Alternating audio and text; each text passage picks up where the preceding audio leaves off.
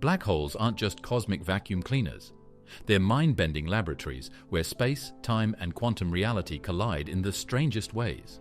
From space-time bounces that could have sparked our own Big Bang to ghostly neutrino echoes and quantum ripples in the cosmic microwave background. Black holes challenge everything we thought we knew about the universe. Join me as we dive into the wildest, most surprising physics around these enigmatic giants and discover why black holes might just rewrite the rules of existence. Spaghettification, the tidal forces of a black hole. Scientists think that the way things stretch and break near a black hole is not at all like a smooth pull. It might happen in short bursts instead.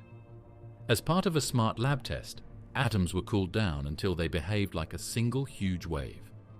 They could spin this very cold cloud really quickly, and it would act like the edge of a black hole. The cloud didn't break apart equally. Instead, it split into small whirlpools, each of which sent out a burst of sound waves. This suggests that real matter that falls into a black hole might tear up quickly instead of stretching out like taffy. In another experiment, the same cold atom cloud was made to collapse and bounce back in what scientists call a bosonova. This odd blink and you miss it event happens when the cloud's particles suddenly pull together and then explode outward. It looks a lot like the chaotic way a star might break apart under a black hole's pull. Watching this mini collapse teaches us that the final stages of spaghettification, when things really snap, could be wild and messy, not a slow fade into tiny threads. Sound can even be used to make copies of black holes. Researchers make a wall in superfluids that stops sound from escaping, just like light can't get away from a real event horizon. When sound waves hit this wall, they get stuck and then shoot out in a strong pulse.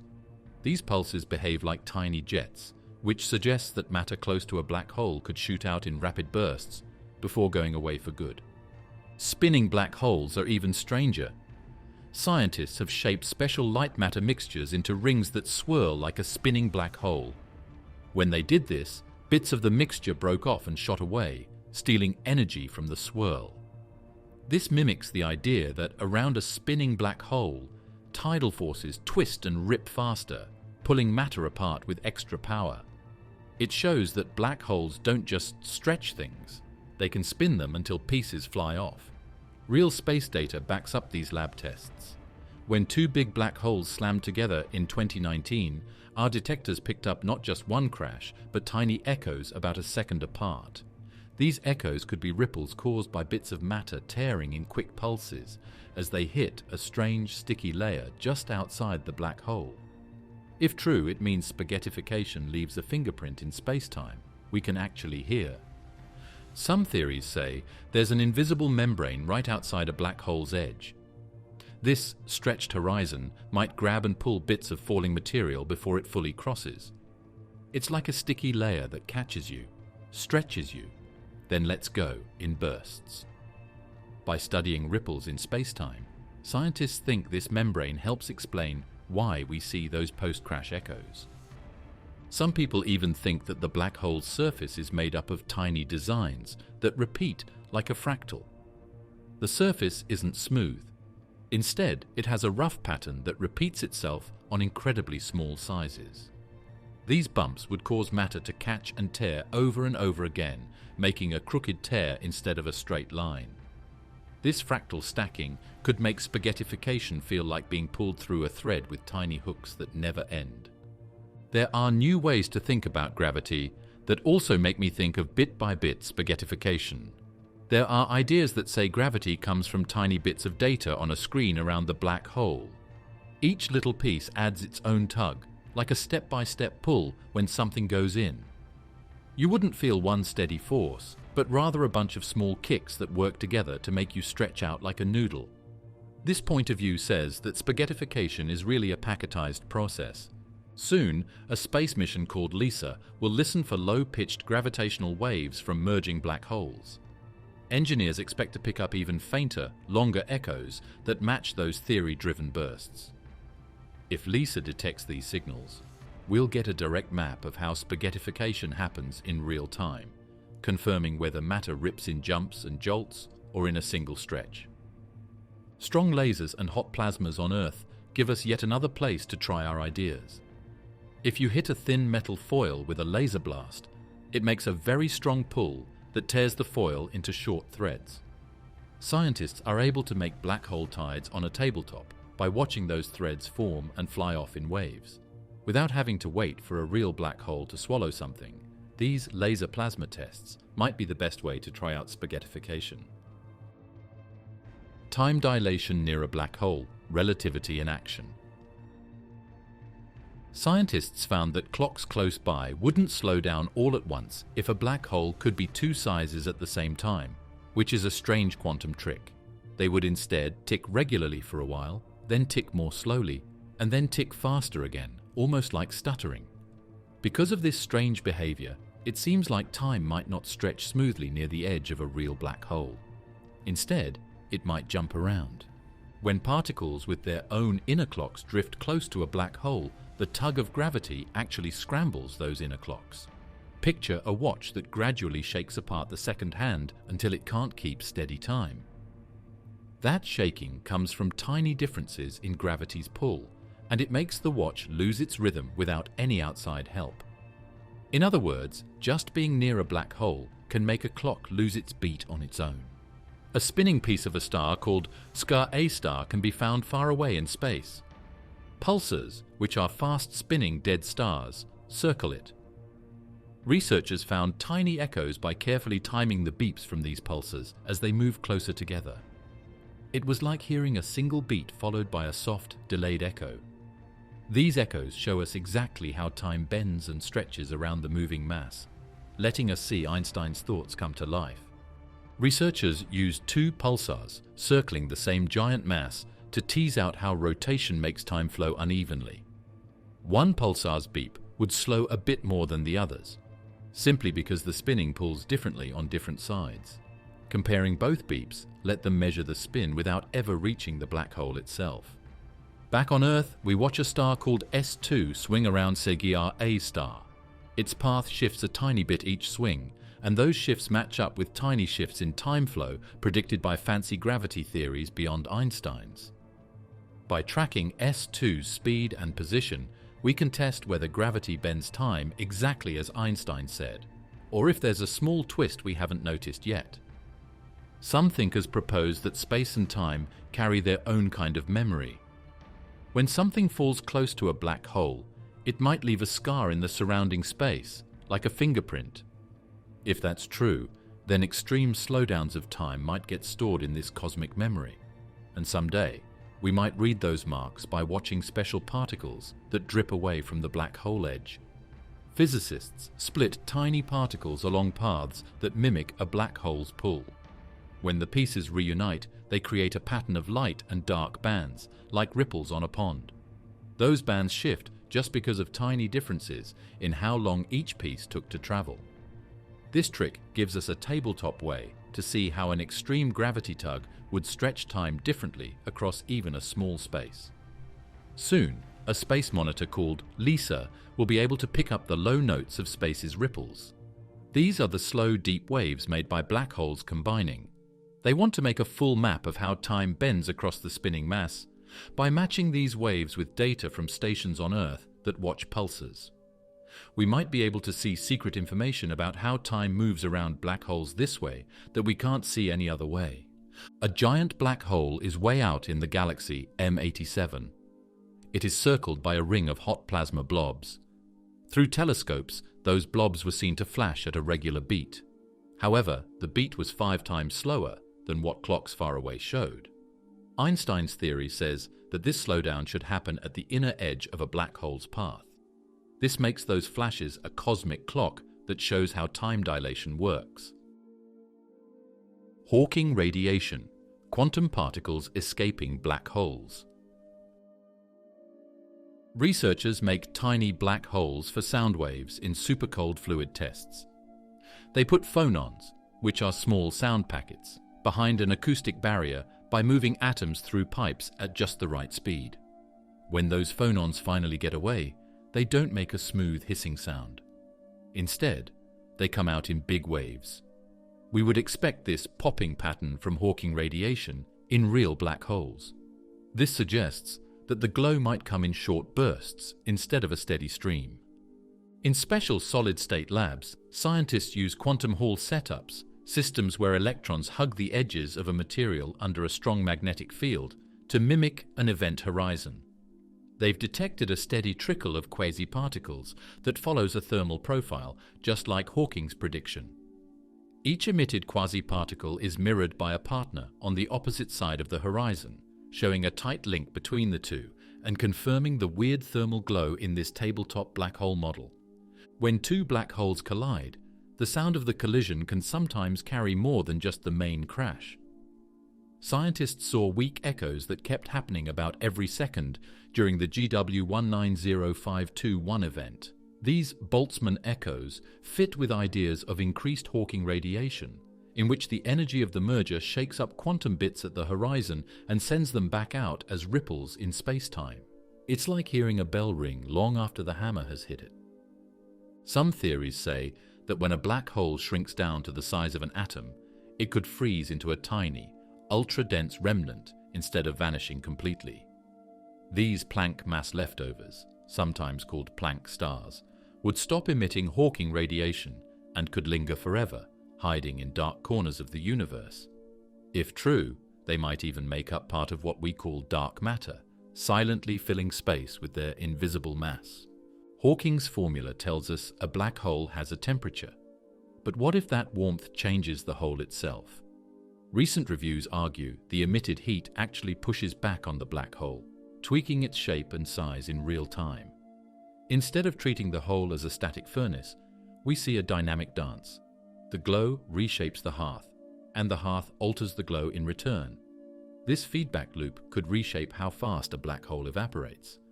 Hawking particles aren't just random sparks. They're born entangled with their partners behind the horizon. In analog black holes made from flowing fluids, experiments show high-energy phonon pairs staying entangled even after one escapes. This built-in connection hints at a hidden code in Hawking radiation that might one day help us recover information we thought was lost forever when matter fell in. Telescopes that catch gamma rays are on the hunt for tiny, evaporating black holes left over from the Big Bang. Studies predict that next-generation MEV range instruments could spot bursts of Hawking radiation from black holes weighing around 10 circumflex 16 grams, small by cosmic standards. Detecting these flashes would be a direct sign that Hawking's glow really exists in nature, not just on paper. Ions that are trapped, single-charged atoms held in place by electric fields, are being used in cutting-edge labs to study how black holes mess up data. Scientists find out how fast real black holes can mix and send out information through Hawking radiation by watching how quantum bits jump and spread among ions near a made-up horizon.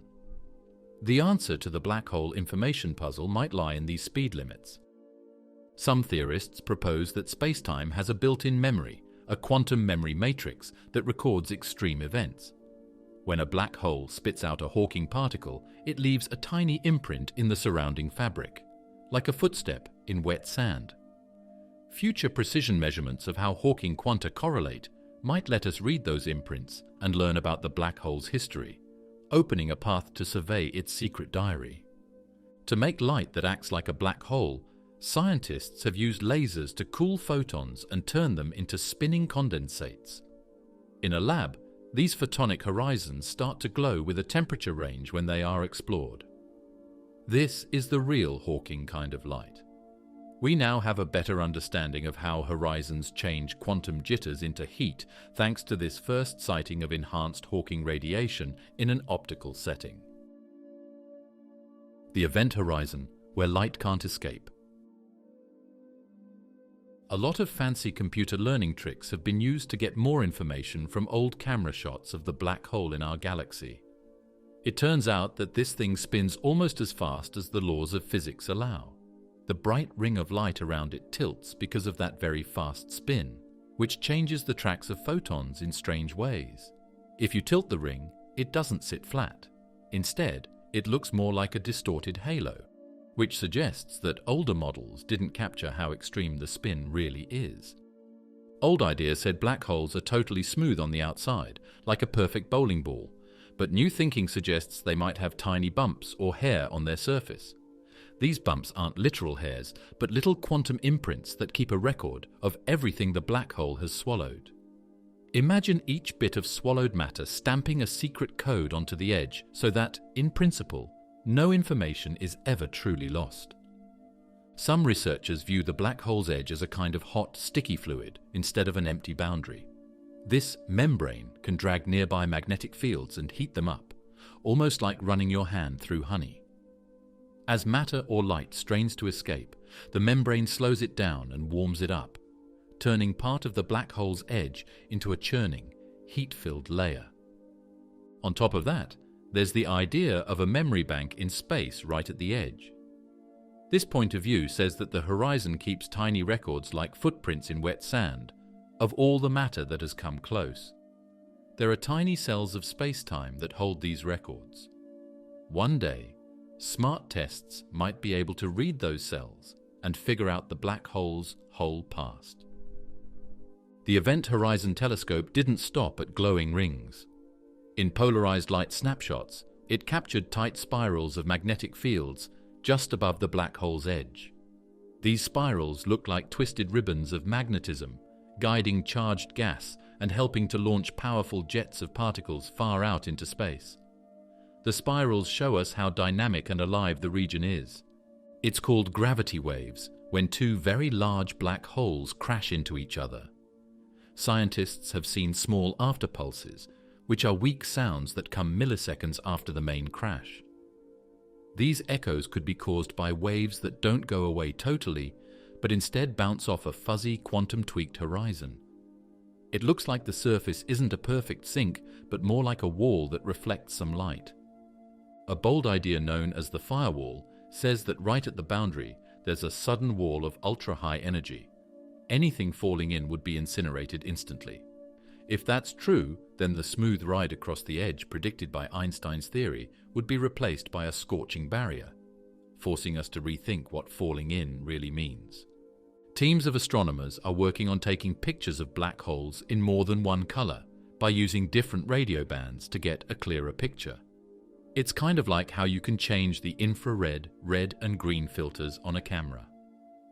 As the frequencies change, they look at a slightly different layer of gas above the horizon. This shows the vertical structure, or how thick or thin the hot plasma is at different heights. When scientists zoom in with the Event Horizon Telescope, they actually see not just one bright ring, but at least two. One ring is made of light that's looped around the black hole once before escaping. The other ring loops twice. This layering turns the edge into a set of concentric mirrors, each ranking photons by how many spins they took before flying off into space. There is a complex math trick that shows the black hole's surface acts like matter in a critical state, like water right at its boiling point. The horizon follows a secret symmetry in this particular quantum phase. This is why its entropy, or number of microscopic states, fits exactly what we get from figuring out the black hole's temperature and area. The black hole information paradox. Where does data go? When scientists let Bell pairs, which are pairs of particles that are exactly linked, leave a made-up black hole, they saw signs that matched the page curve. This is a rise and fall in disorder that shows information can get back out. If you throw a puzzle into a fire, the pieces will float back up in the smoke. That's what these Bell pairs do. They take all the puzzle pieces of data back out into the open by tunneling through the edge of the black hole, bit by bit. In a real spinning black hole, math says that special zones called entanglement islands pop up just outside the invisible line where nothing can return. These islands act like hidden vaults that hold copies of information.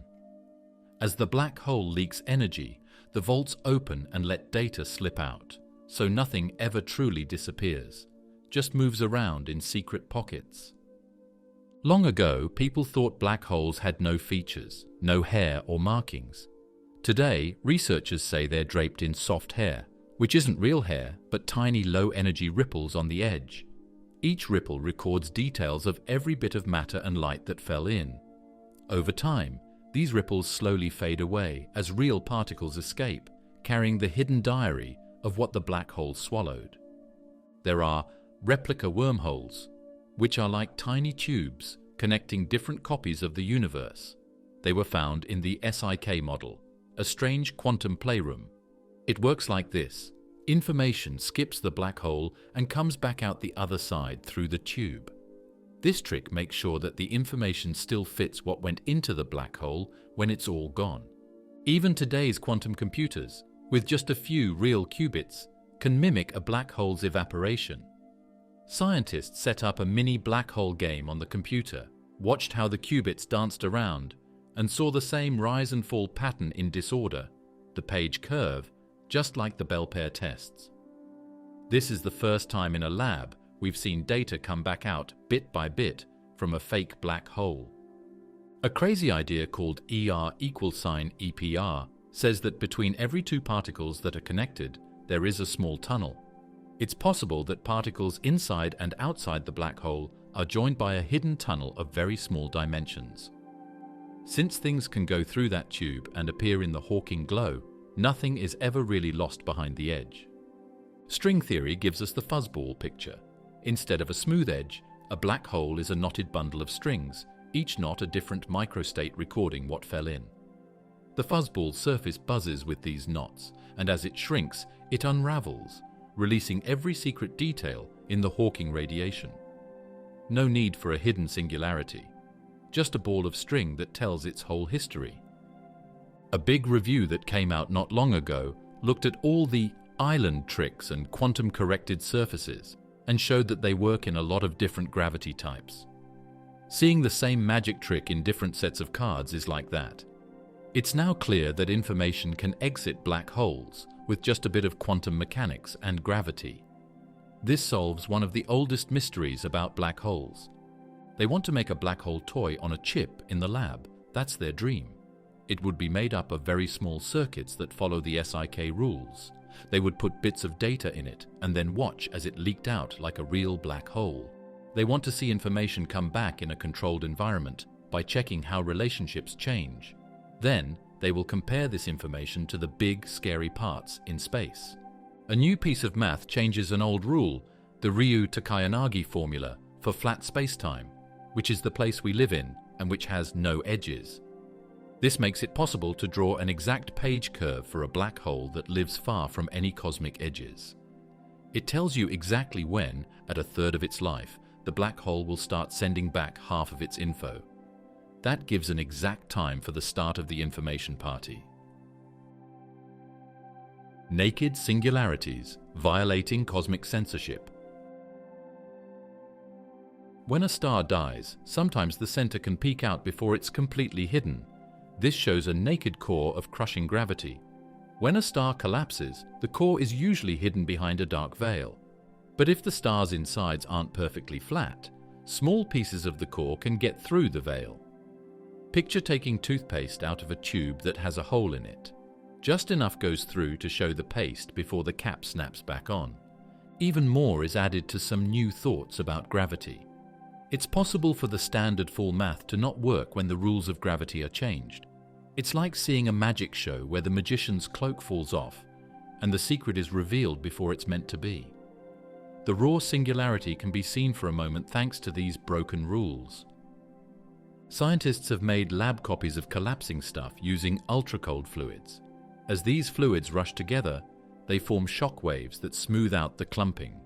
That's like pouring honey and having ripples stop any gluey knot from tightening too far. In those tests, the shocks keep the core from pinching off into a naked point. It hints that nature might have built in safety nets to hide singularities after all. Simple computer runs that mix dust and radiation show a last-minute barrier. You must break a basic energy rule to expose a naked core. It's like a speed bump that only disappears if you drive too fast. Otherwise, the veil always closes. This makes that energy rule the last line of defense, keeping cosmic secrets locked away. Some people think that naked cores may already be being shown on real space shows. A rapid, bright gamma-ray burst might be the short shout of a star's core before the veil closes. There are strange spikes in these bursts. that don't fit with how black holes usually join. If those flash patterns are meant to be naked core messages, we might be able to hear cosmic secrets. Astronomers looking at X-ray patterns around very large objects have seen strange changes in the glow of iron atoms. When something spins faster than a certain speed, its gravity rules change in a way that makes the center almost stick out. After that, the iron glow bends and stretches in unique ways. These bends might be signs of a super-spinning object with a core that is almost completely naked, that is hidden in galaxies far away. String theory, a far-out idea about tiny vibrating strings making up everything, offers its own version. It says a black hole might be a tangled ball of strings, a fuzzball, with no traditional hiding curtain. Each string knot holds a bit of the story, and the whole ball glows and unravels to release information. In some brain-based models, extra corrections leave a tiny open window into the core, exposing it even as it evaporates. Theorists have also asked, what if these naked cores shout out by making strong high-pitched ripples in space-time? In their math, a naked core acts like a gong, sending sharp gravitational waves at higher notes than a plain black hole collision. If detectors pick up such bursts, it could be proof that something extreme popped out of hiding. When simple fields break apart, they can make soft, empty bodies. Instead of tearing things apart violently, these cores slowly crush things until they are nothing left, like squashing clay. This weak singularity twists things that cross it, but it doesn't immediately tear them apart. It shows that open cores don't always have to be as scary as we think they are. They can offer a softer version of doom. Adding quantum tweaks changes the scene. When a black hole is completely gone, its veil and where it seems to be hiding meet at a point, leaving a brief naked singularity before it goes away. It looks like these holographic islands could be a sign that the cosmic veil could lift just as the core gives up and becomes nothing. It's like the last act of a play when the set comes down to show the backroom one last time before the lights go out. Wormholes, Einstein-Rosen bridges, and black hole connections. A smart math trick has been found that can keep the tube of a wormhole open forever. Sometimes, wormholes close up too quickly for anything to fit through, but a special double-trace connection between two faraway areas keeps the tunnel open without the need for any strange, hard-to-find matter. It's like using a magic knot to connect the two ends of a yard hose so that the water can flow back and forth forever. When a small black hole zooms through one of these open tunnels, it sends out space-time ripples that don't match the usual chirp pattern of two merging black holes. Instead of rising in pitch, the waves fall in pitch as the hole passes through. Scientists call this an anti-chirp.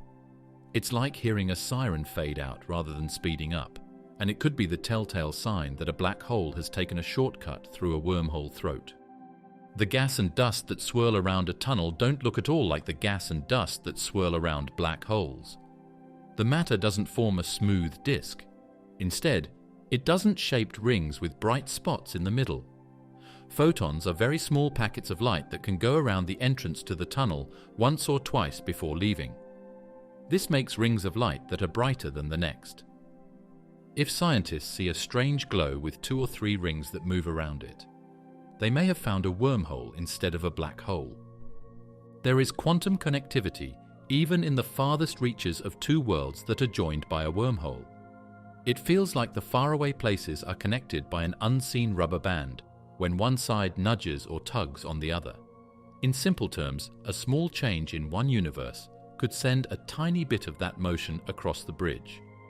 This suggests that the 2 mouths of a wormhole are always in sync, no matter how far apart they are. Quantum computers are now powerful enough to mimic a simple wormhole on a chip. By arranging just 7 quantum bits in a special pattern, researchers have emulated a tiny tunnel through spacetime.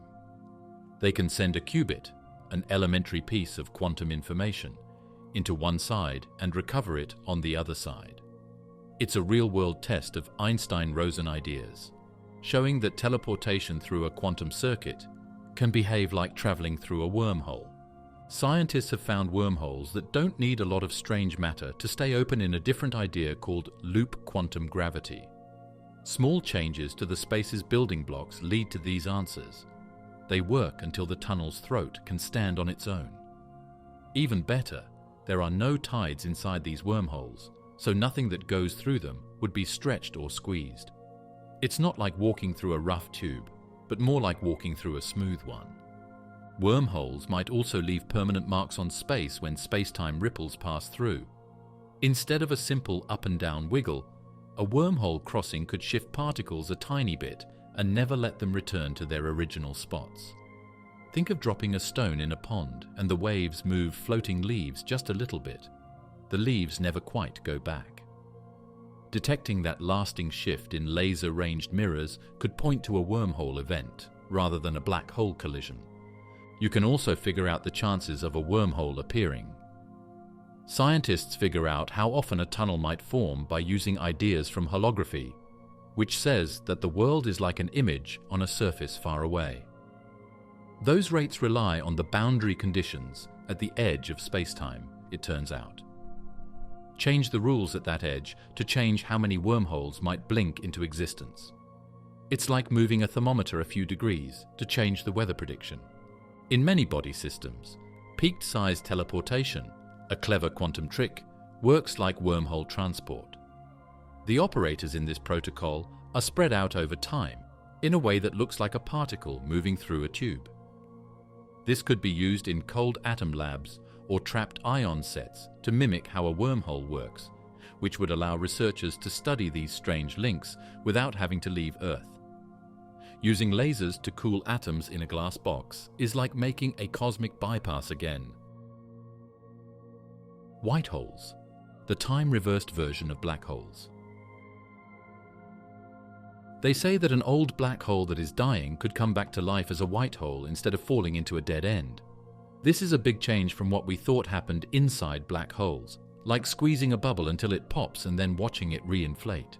But in this case, the matter and time that were pressed inside the black hole wouldn't go away. They would be thrown out into space instead, as the black hole changes into a white hole and throws everything it used to eat back into space in a big cosmic bounce. Researchers have even built tabletop devices that mimic this black to white hole flip for light waves. By carefully adjusting how a block of material grabs or rejects laser beams, the setup creates a white hole horizon that pushes light out instead of pulling it in. It's like shining a flashlight at a mirror that never lets the beam cross. The light crashes against the barrier and flies back. These optical white holes let us test weird space ideas in ordinary labs without waiting billions of years. As scientists studied quantum gravity in more depth, they found that when small quantum changes are made, falling matter can hit a cosmic speed bump and bounce back outward. The material re-expands as a white hole instead of a hole with no bottom. It's like gravity suddenly changes its mind at the last second. This model of matter bounce shows a real way for black holes to change into white holes without breaking the laws of physics too much to fix. Short but powerful gamma-ray bursts have been a mystery to scientists for decades. They may actually be the birth cries of new white holes. In the sky, these bursts flash for a very short time and then disappear. Their sharp jumps and strange timing are hard for traditional ideas to explain. If these flashes show when a white hole bursts into life, then those gamma-ray wreckers could be screaming proof that white holes are real, not just ideas. Loop quantum gravity, which is a different way to think about space and time, says that black holes don't go away completely. Instead, they leave behind Planck-sized white holes that are very small but strong. These are the universe's smallest building blocks. These pieces hold all the information and mass that was trapped inside them. Over trillions of years, they might slowly give off particles, or they might stay put forever, hiding among the stars as a strange kind of dark matter. Even the mightiest black holes might one day flip into giant white holes. Some theorists, including the late Stephen Hawking, suggested that supermassive black holes at the centers of galaxies could eventually become supermassive white holes. When that happens, they'd unload their amassed matter and energy in titanic outbursts. Such grand releases could reshape galaxies, trigger starbirth in gas clouds, or even tweak how whole galaxy clusters evolve. A fresh look at quasars, those bright distant beacons powered by supermassive black holes, raises the possibility that some might actually be white holes in disguise. Quasars blast out enormous streams of light and particles as matter falls into their black hole engines. But if a white hole powered them, the flow would reverse. Material would be expelled from the core. Comparing quasar light patterns with white hole models shows enough odd matches to challenge the old black hole story. Spin waves have been able to recreate white hole boundaries through experiments with magnomic superfluids, which are strange materials where tiny magnetic ripples move like a liquid. When the temperature is very close to zero, these spin waves hit a wall and are thrown back, just like light would at the edge of a cosmic white hole. Seeing waves behave the same way in a lot of different systems suggests a general rule. Any wave, from ripples that sound like sound to light, might follow the same white hole physics. When a white hole first opens, it may send out a short, powerful beam of light that goes around and around itself. It is thought that as light swirls around the white hole throat and bursts out, these photonic jets will create bright echo rings. Future telescopes might be able to see these rings as halos of flash that move in a circle. They would show the afterparty of a black hole's sudden change into a white hole. It's possible for an anti-gravity shock wave to break free and quickly reveal the white hole core if the insides of a star aren't perfectly flat. A quick gust of wind opens a door that was closed, letting you see inside before it swings back shut. These shocks are strong enough to stop the fall inside and throw the secrets inside outward. If stars really do fall unevenly like this, it might give us a brief glimpse of how white holes form in the real world. Quantum foam at the event horizon. At the smallest scales, spacetime isn't smooth. It bubbles and foams instead, like the top of a soda can that has been shaken up. This is called quantum foam. Think of time and space as being made up of many tiny bubbles that pop in and out of existence. 1 trillion times smaller than an atom, these bubbles move around like virtual particles. At the edge of a black hole, this foamy sea can make the surface less smooth and more like a wrinkly, uneven skin. Some scientists use the idea of fractals, patterns that repeat at every scale, to describe how foam roughens a horizon. In Barrow's model, each bubble adds a tiny bump or dent, making the total area of the black hole's surface seem larger than it would in a smooth world. This fractal roughness tweaks how much information the black hole can hold, adding a small fuzz factor to the usual rules that link area and information storage. In some labs, signs of space-time foam have even been found. Quantum random number generators, QRNGs, use tiny changes, like random flashes of light, to make numbers that are very hard to guess. Recently, researchers found short glitches in those random streams that look like the kind of things that foam waves might make. It's like tiny waves in space-time are shaking the device for a moment, leaving a mark on the random bits. Gravitational wave detectors like LIGO and Virgo use massive mirrors to sense ripples from colliding black holes. In 2020, scientists reported that quantum foam might be giving these mirrors a barely measurable jiggle. Even a 40-kilogram mirror can move by an imperceptible amount when foam fluctuations kick it, hinting that the detectors are brushing up against the foamy structure of spacetime itself. Around a black hole, this foam could let tiny bits of information leak through the event horizon. Long thought to be a perfect one-way door.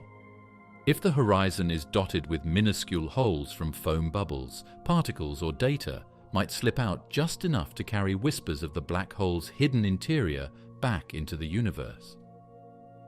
It's not a flood, but a faint drip of outside information leaking in. Some ideas say that the singularity, which is the black hole's deep core, might not stay a point of infinite mass, but instead break up into foam. From this point of view, the singularity turns into a crazy, foamy core that is always swirling and boiling.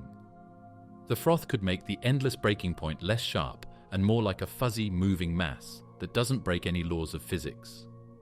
Another idea sees the horizon as a patchwork quilt made of foam.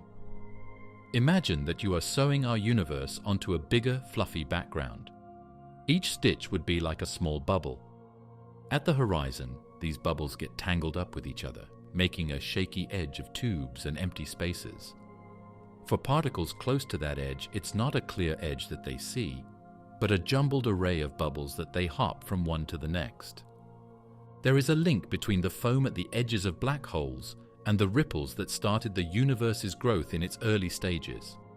It's possible that the bubble-like changes that make up a horizon planted the first galaxies billions of years ago. In this way, black holes and the Big Bang both came from foam, which connects the very small to the very big. When two black holes collide, they ring like a struck bell before settling down. Quantum foam could add tiny hiccups to that ring down, creating faint jitters in the smooth tones we expect. Scientists are combing through LIGO data for those tiny frequency shifts, small departures from a perfect decay that could be the fingerprints of a foamy horizon. Barrow's fractal model says that the entropy of a black hole will have more bumps at some sizes. Small changes in the flow of heat and information show these bumps.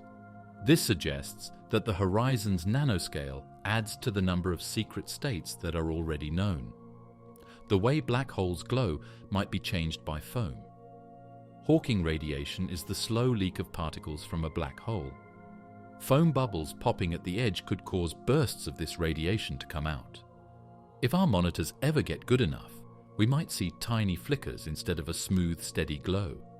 These are particle pairs forming in short, foam-triggered bursts. The holographic principle. Black holes encode information in 2D. Recently, physicists used a complex mathematical model called maximal supergravity to find accurate numbers for how much data a three-dimensional black hole can store. After that, they showed that these methods match exactly with calculations done on a flat surface around the hole. That is, information on the black hole's edge can fully explain everything that is happening inside it. That idea became real science that you could try with the help of a group led by Varela. They said that if the holographic principle is true, certain measurements, known as correlators, should follow easy, foreseeable scaling rules at high energies. This turns the idea into something that can be tested in the lab, so holography can be proven or disproved. Long ago, Wheeler dreamed up a bag of gold scenario where a black hole's hidden interior could hold far more data than its surface area suggests. Recent work confirms that if you add an internal bag behind the horizon, you break the simple rule linking surface area to information. This means our two-dimensional map has to include secret interior regions, like hidden rooms in a museum, to capture every scrap of data. A fiery blast called GRB 221009.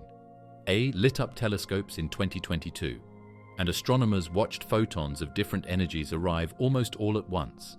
If space-time were messy at the quantum level, you'd expect a blur, but it came in crystal clear. That tells us the hologram on a distant black hole's surface has to be astonishingly neat and precise. No fuzzy bits allowed.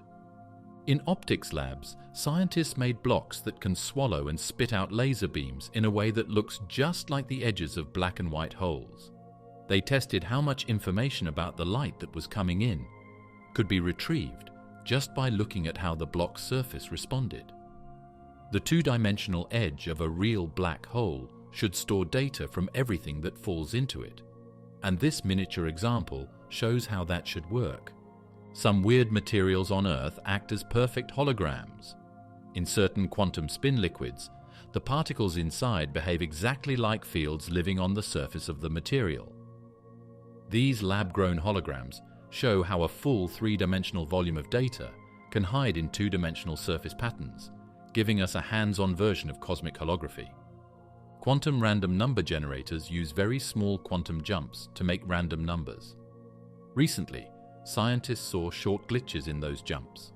These were blips that lasted milliseconds and matched what they thought would happen with spacetime wrinkles at the Planck scale. These blips suggest that the very fabric of space near the edge of a black hole may move in time with the flat data layer below it. A new draft of black holes information and the string theory revolution brings us up to date on how to carve out chunks of a black hole's interior and map them onto its surface. Techniques called quantum extremal surfaces and entanglement wedges let you draw precise regions on the boundary that fully capture specific bulk zones, making the holographic dictionary sharper than ever. Some people have said that there are strange spacetimes, like those bags of gold, where you can't hide all the data inside a normal two-dimensional map. Theorists are working hard to improve the holographic rule by adding small quantum changes and topological terms on the border screen. This way, every secret part of the black hole can be explained. Astronomers are even trying to find real holograms in space. They use very long baseline interferometry to look at quasar light curves for weak echo patterns. These are tiny changes in brightness that could be caused by signals bouncing off the flat surface of a supermassive black hole. These echoes would be the first direct view of hologram programming in deep space if they were found. Black hole firewalls, a deadly barrier at the event horizon. Small, low-energy waves on the edge of a black hole are called soft hair. These ripples could change what was thought to be a dangerous wall of fire into a soft quantum shimmer. New research shows that these soft hair excitations can take in and send out bits of information, which lessens the AMP's firewall's prediction of a big energy spike. If there were no wall of fire, falling matter would meet a soft, wave-like barrier that whispers secrets instead of setting everything on fire. Physicists studying so-called replica wormholes found that the firewall's fierce force can actually spring from exotic space-time shapes. When a black hole evaporates past its halfway point, its geometry takes on extra copies, or replicas, glued together like pages in a book.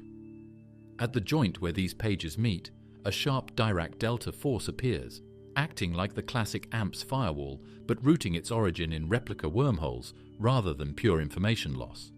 Some researchers argue there's a clever bypass around the firewall. They propose that infalling observers can tap into fresh, unentangled quantum states before they ever reach the Hawking particles that weave the firewall. By switching information channels in mid-fall, you avoid the zone of high energy altogether. In this view, the firewall never forms because matter and light simply slip through using alternative quantum pathways. Bringing in even more quantum friends can also make the firewall go away. Studies of multipartite entanglement show that the strange way that Hawking pairs are linked between states spreads out when more particles join them. This spreads out the energy that is focused at the horizon, like a crowd moving out to make room.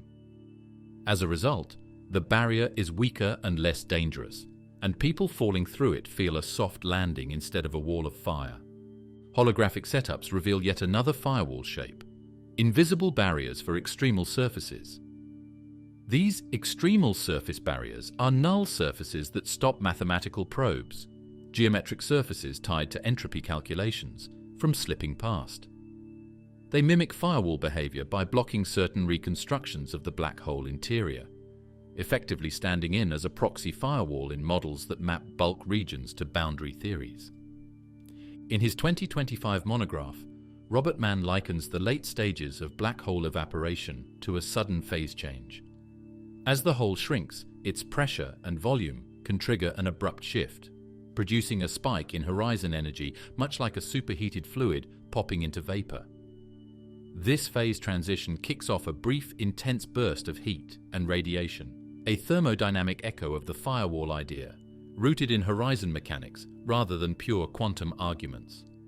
The firewall issue is even more heated when toy models are made in only 2 dimensions. Unitarity, no lost information, and smooth boundaries are 2 requirements that can't always be met in 2D black holes. The math causes a wall right at the edge if there aren't any new rules in quantum field theory. These simpler puzzles keep the firewall alive in worlds that have been stripped down, which shows how basic the conflict is. Gamma-ray bursts have been used by some scientists to look for possible firewall fingerprints.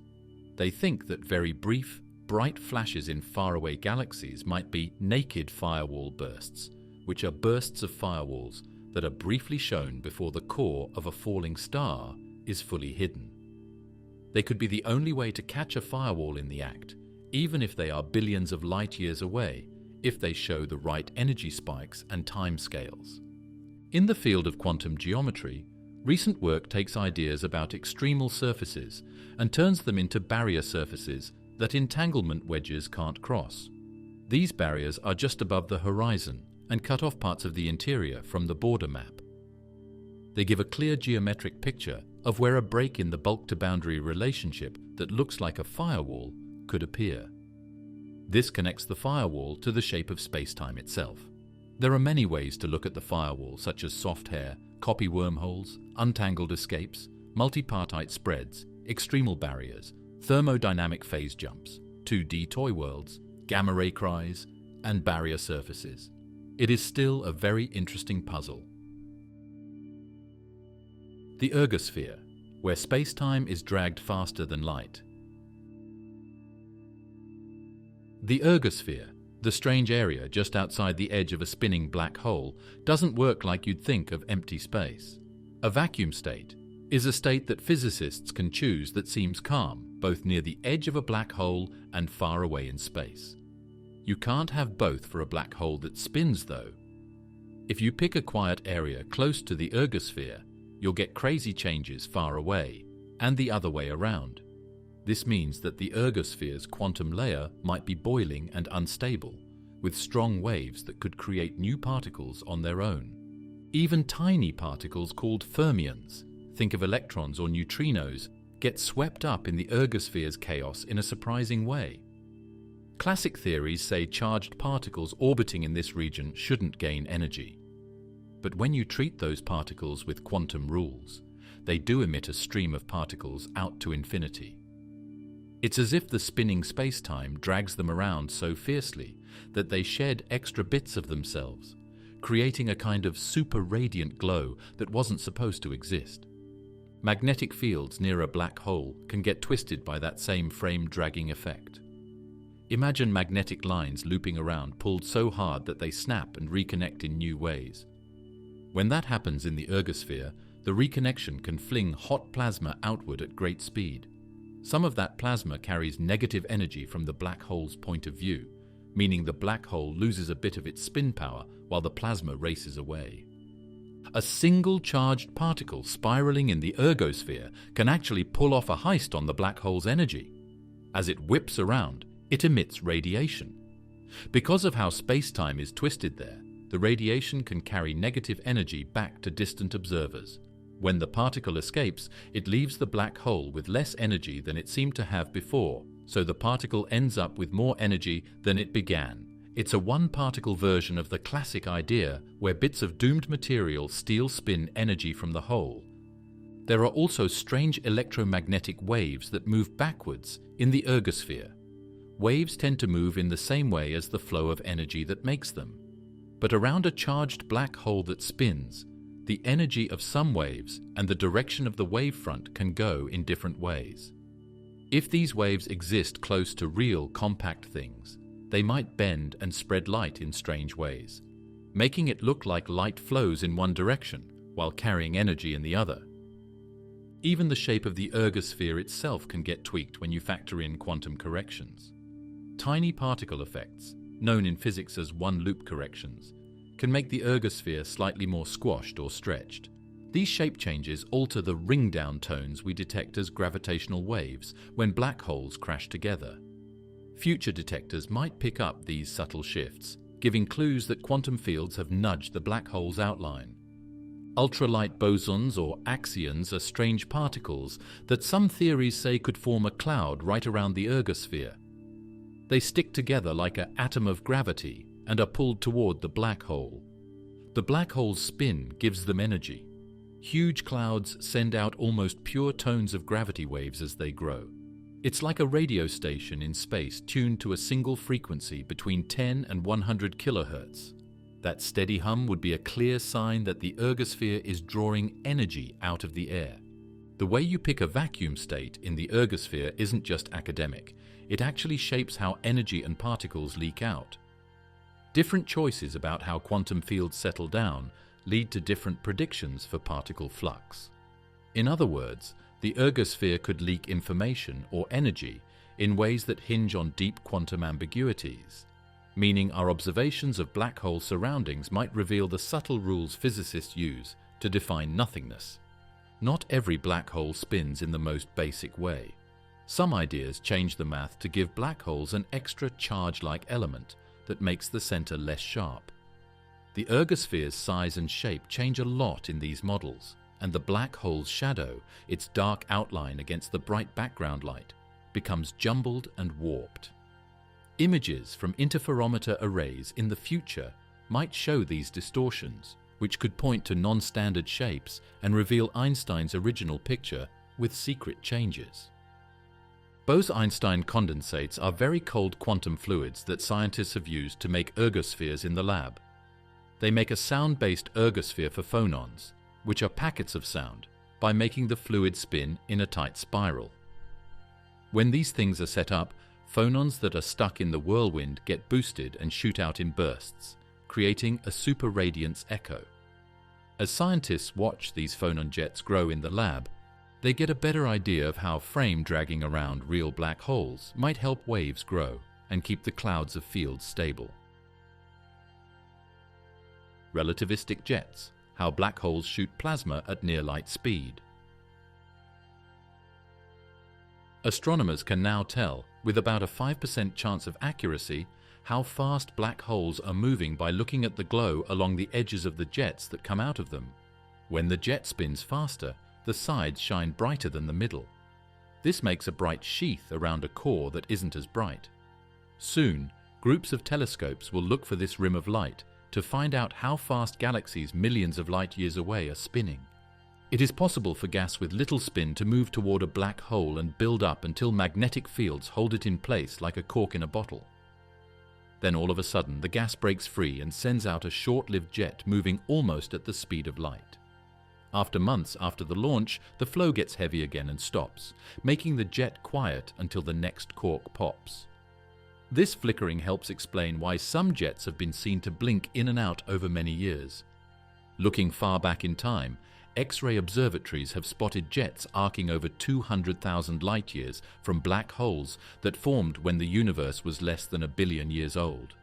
These ancient beasts powered jets so long and straight that they shaped the first galaxies, carving tunnels through gas and helping to light up the cosmos in its youth.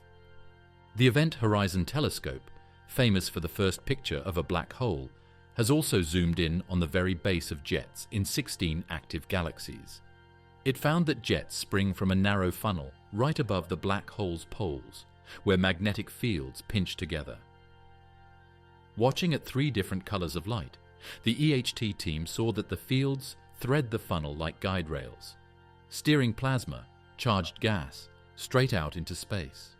A group of radio dishes pointed their antennas at a galaxy whose jet was just starting up.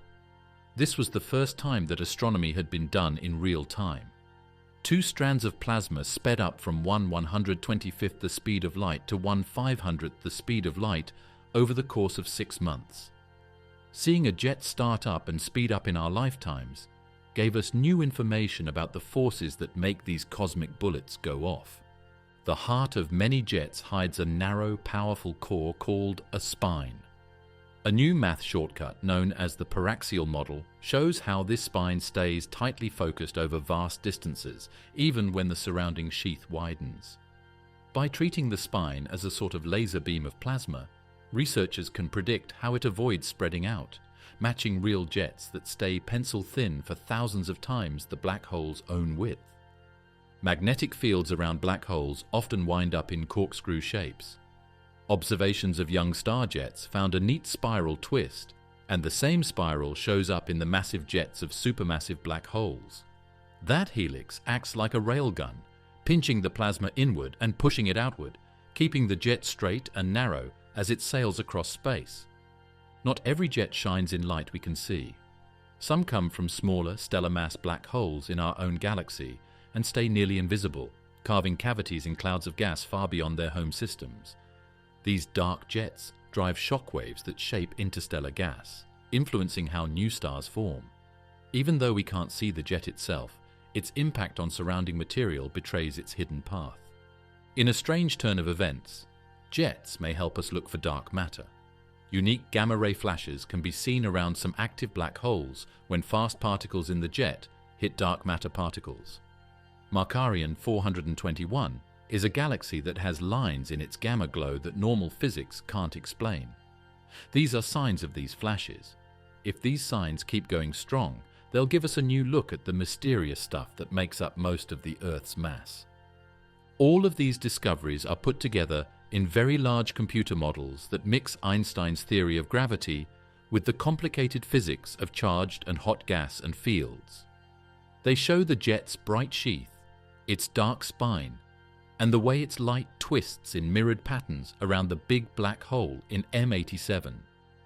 It's clear that our idea about jets coming from magnetically squished disks and being thrown out by twisting fields is more than just a theory. It's how the world really works. Jets show how powerful gravity and magnetism can be when they work together at all sizes, from tiny star holes in our galaxy to huge monsters at the centers of faraway galaxies. They teach us about how black holes eat gas around them, spin up, and then shoot plasma out like fire hoses from space. Primordial black holes, remnants of the early universe. Recent star surveys have shown that tiny black holes formed in the early universe can't hide in the mass range between 100 millionth and a billionth of the Sun's mass. If such minute primordial black holes existed, they would have acted like tiny magnifying glasses, briefly brightening background stars in the nearby Andromeda galaxy. But long observations with Subaru's giant camera found no such flickers, closing that once secret loophole in the search for ancient relics of the Big Bang. Fast radio bursts, those millisecond-long flashes from distant galaxies, offer another way to hunt for primordial black holes. If one of these compact objects drifted between us and a burst, the burst would split into two nearly identical echoes separated by microseconds. Detailed checks of thousands of bursts have found no such echoes, ruling out black holes between about 10 and 100 times the Sun's mass as the culprits. This method reaches into mass ranges that other tests simply can't touch. When very small primordial black holes shrink by Hawking radiation, they should end their lives in a final flare of high-energy gamma rays. New models suggest that as these black holes lose mass, their own changing quantum state makes them burst even more violently than once thought, leaving a distinctive gamma ray echo. Telescopes designed to catch these extreme flashes above 100 trillion electron volts could spot them, offering a brand new way to confirm tiny black holes evaporating today. Deep in the cosmic dark ages, when the first stars hadn't yet lit up, primordial black holes would have heated surrounding hydrogen gas. The EDGES radio telescope recorded a surprisingly deep dip in hydrogen's radio glow at a time when the universe was just 180 million years old. If primordial black holes had been abundant, especially those less massive than the Sun, they would have warmed the gas too soon and shallowed that dip. EDGES thus delivers one of the tightest limits on light black holes from our cosmic dawn. Some theories give primordial black holes a starring role in making the excess of matter over antimatter, the baryon asymmetry that lets us exist at all. Tiny black holes between a gram and 1,000 grams in mass could evaporate in ways that produce heavy mirror particles called sterile neutrinos. These neutrinos then decay out of balance with their antimatter twins, tipping the universe toward matter. As they vanish, these black holes also dump entropy into the cosmos, matching the universe's observed heat balance and solving two mysteries at once. Gravitational wave detectors like LIGO and Virgo have seen dozens of black hole mergers. To explain some of these events as coming from primordial black holes, those holes must not roam alone, but clump early into tiny halos. When they do, their merger rates get a big boost, matching observed wave counts without breaking other bounds on black hole numbers. These clustered pairs would merge early in cosmic history, lighting up the sky with gravitational whispers that we can now detect. The math behind early universe black hole formation predicts a sharp cutoff in their masses, around 1/10 of our Sun's mass.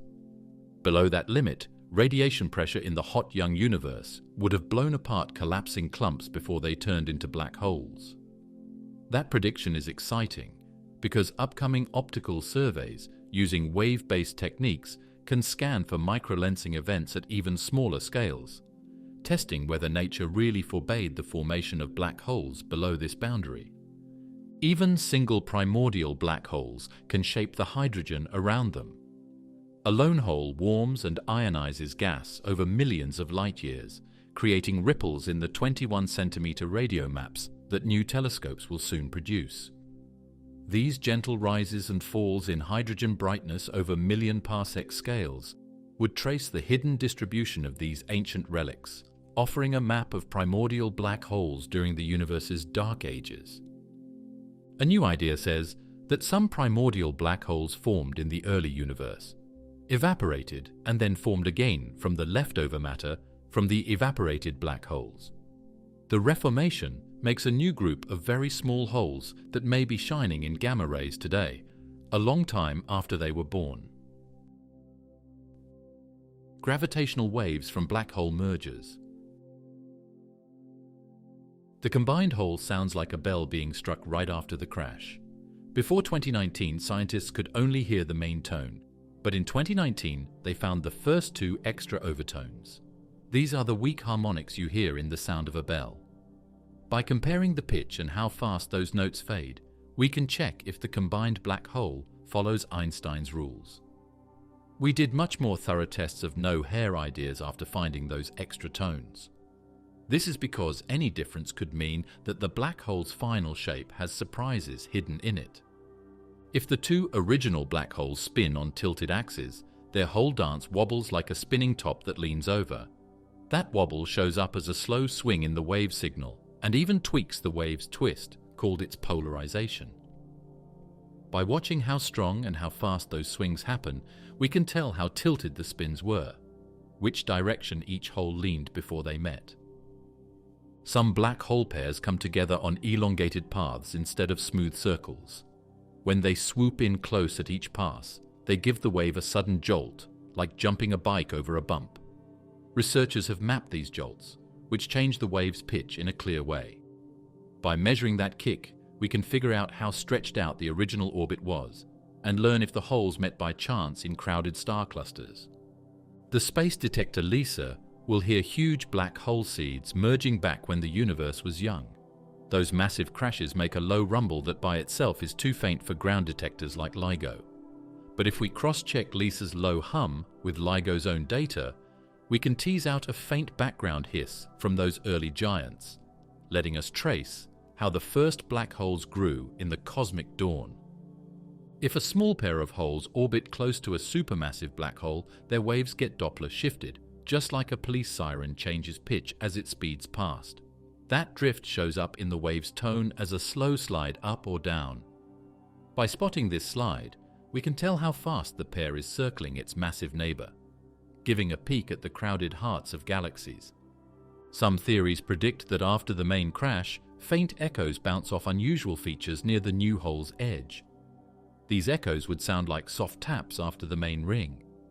Scientists build templates for these echoes, figuring out how loud they'd be and how far apart they'd arrive. Future searches using these patterns could test whether black holes have mysterious layers instead of smooth horizons. The main wave we hear is a big hum, but it's made of smaller notes too. Waves called higher modes trace patterns that help untangle how far the hole is and how tilted the collision looked from our point of view.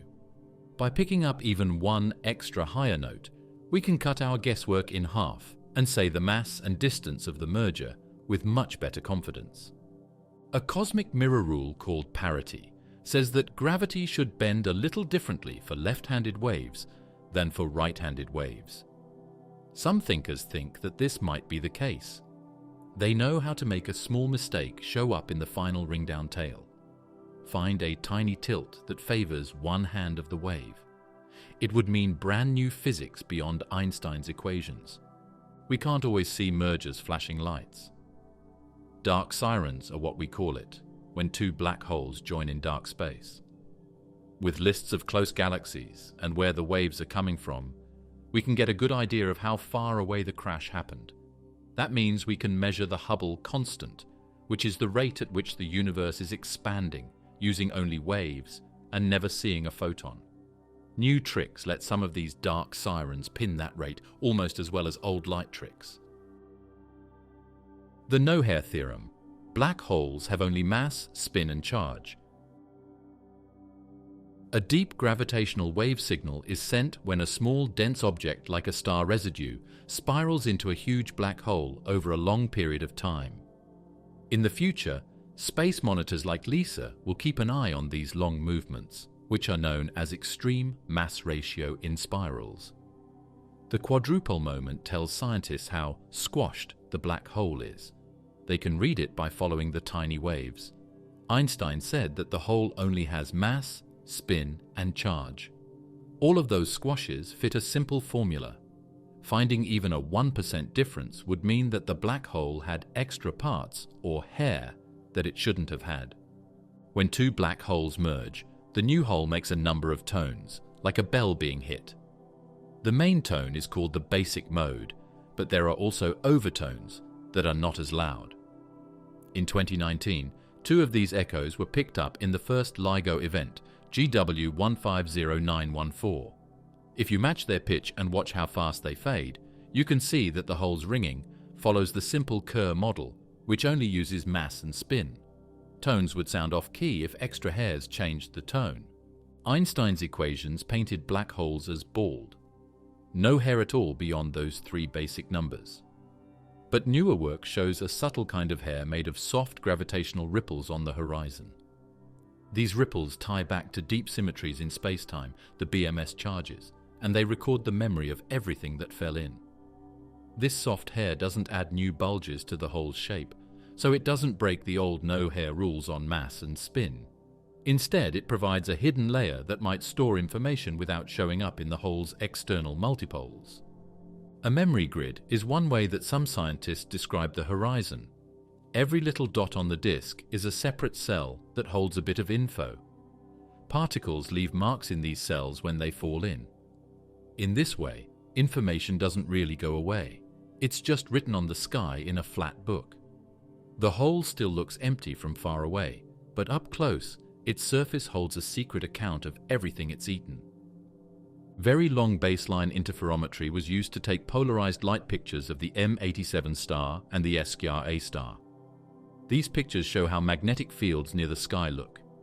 If black holes had extrascalar or vector fields, which are like hair in a way, they would bend those field lines in ways that could be seen. As of now, nothing strange has been found that isn't what plasma and frame pulling in the Kerr measure say will happen. In other words, any hairs from extra fields must be very small or not there at all. Gravity theories that add a simple scalar field predict hairy black holes with extra features. If those existed, merging pairs would give off a special kind of extra dipole radiation. LIGO and Virgo haven't seen that signal. From their merger data, researchers limit scalar hair strength to below 10,000th levels. Those extra fields, if they exist, must be extremely weak, clinging to black holes. Due to superradiance, ultralight boson particles, which are very small fields that don't weigh much, could form clouds around holes that are spinning. Those clouds are like hair. They pull in spin energy and send out a steady hum of gravity waves. LIGO and Virgo have looked for waves that come from these clouds that don't stop, but they haven't found anything yet. That means bosons with masses between 1013 to 1012 electron volts can't be real. It looks like the clouds aren't as strong as people thought they would be.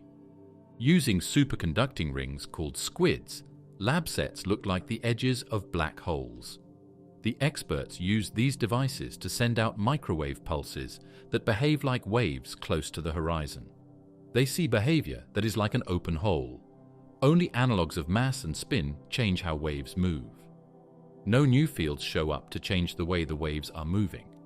These tests, done on a desk, support the idea that borders really don't have any hairs when they interact with waves. Astronomers use special measurements to fit X-ray bands from rings of hot gas around black holes to Kerr. These measurements add small deformations to Kerr. The Johansson measure is made up of a few numbers that can be changed that describe possible hairs. The numbers for distortion stay below 1% when X-ray reflection and disk continuum spectra are used to fit the data. That is, the black holes behave exactly like pure Kerr, so there are no wiggles from extra hair. Black stars versus black holes, a theoretical alternative. With several circular layers stacked on top of each other, a gravastar can be put together like a Russian nesting doll. Matter and dark energy that are very stiff make up each shell. It is possible to make the object look like any size black hole by changing how thick each layer is. It looks like a black hole from afar because of how heavy it is and how light bends around it, even though it never forms a boundary or singularity. Collapsing matter piles up into an ultra-thin crust, only a few centimeters thick, rather than crushing into a point. This collapsor shell holds itself up with huge pressure differences between inside and outside. If you shine a flashlight at it, light bends around the shell exactly as it would around a black hole's edge. Yet inside, there is no singular core, just this dense, hollow shell that tricks gravity and light. Loop quantum gravity suggests that at unimaginably high densities near a black hole's center, a repulsive quantum pressure kicks in. Instead of collapsing forever, matter stalls and forms a tiny core. This core stays stable because the pressure grows just enough to stop further collapse. Its size grows only slowly with more mass, thanks to mild quantum corrections, so it never becomes a true singularity, just a very small, dense remnant of the collapse. Emil Mottola's gravastar model replaces the inside of what would be a black hole with a condensate of dark energy. The core behaves like a mini-universe with constant vacuum energy, or de Sitter space. Surrounding that is a thin shell whose tension comes from quantum effects in curved spacetime. This shell acts like a horizon, storing information about anything that falls in, but without any singularity at the center. Some non-singular black star remnants can survive evaporation all the way down to Planck mass scales. Instead of vanishing, they become tiny, stable objects with a peak Hawking temperature. These remnants could make up dark matter, since they would be small and hard to detect, but very long-lived. Their number in space would trace back to how many primordial black holes formed in the early universe. Rastall gravity is a changed version of Einstein's theory that lets you make gravastars that are shaped like cylinders instead of spheres. What would have been a horizon is now a stiff fluid ring around these rod stars. There is no single core inside, there is only a hollow tube that is held up by pressure. In different gravity theories, this shows that you don't have to use a sphere to avoid singularities. Other forms can also work. A supermaze model pictures the black star interior as a network of quantum condensate pathways. Imagine a three-dimensional labyrinth where each tunnel is a channel of quantum fluid. Information about anything that fell in gets stored in the maze's connections. From the outside, the object looks like a black hole, but inside it's a richly structured tangle, not a point of infinite density. In certain FR gravity theories, the collapse of a star briefly breaks the usual energy rules and then bounces back instead of forming a horizon. These bounce stars reach extremely high curvature, skip the singular phase, and bounce back out. They remain ultra-compact and heavy, yet never create an event horizon or singular core. Their rebound replaces the doomed collapse with a safe, non-singular endpoint. If these two shell-shaped black holes join together, they will send out gravity waves that bounce back from their shells. The wave energy doesn't all go away. Some of it bounces off the shell and comes back as a faint echo. That echo's time delay is only based on the shell radius. In the future, detectors that are set to these small signals might be able to tell the difference between these black holes, and black stars. Both shell collapsers and layered gravastars can hold far more mass than the usual 2 to 3 solar mass limit for neutron stars. Their secret is the support from shell pressure or dark energy cores rather than neutron degeneracy. That means we could see compact objects up to 10 or even 100 times the Sun's mass without any horizon or singularity.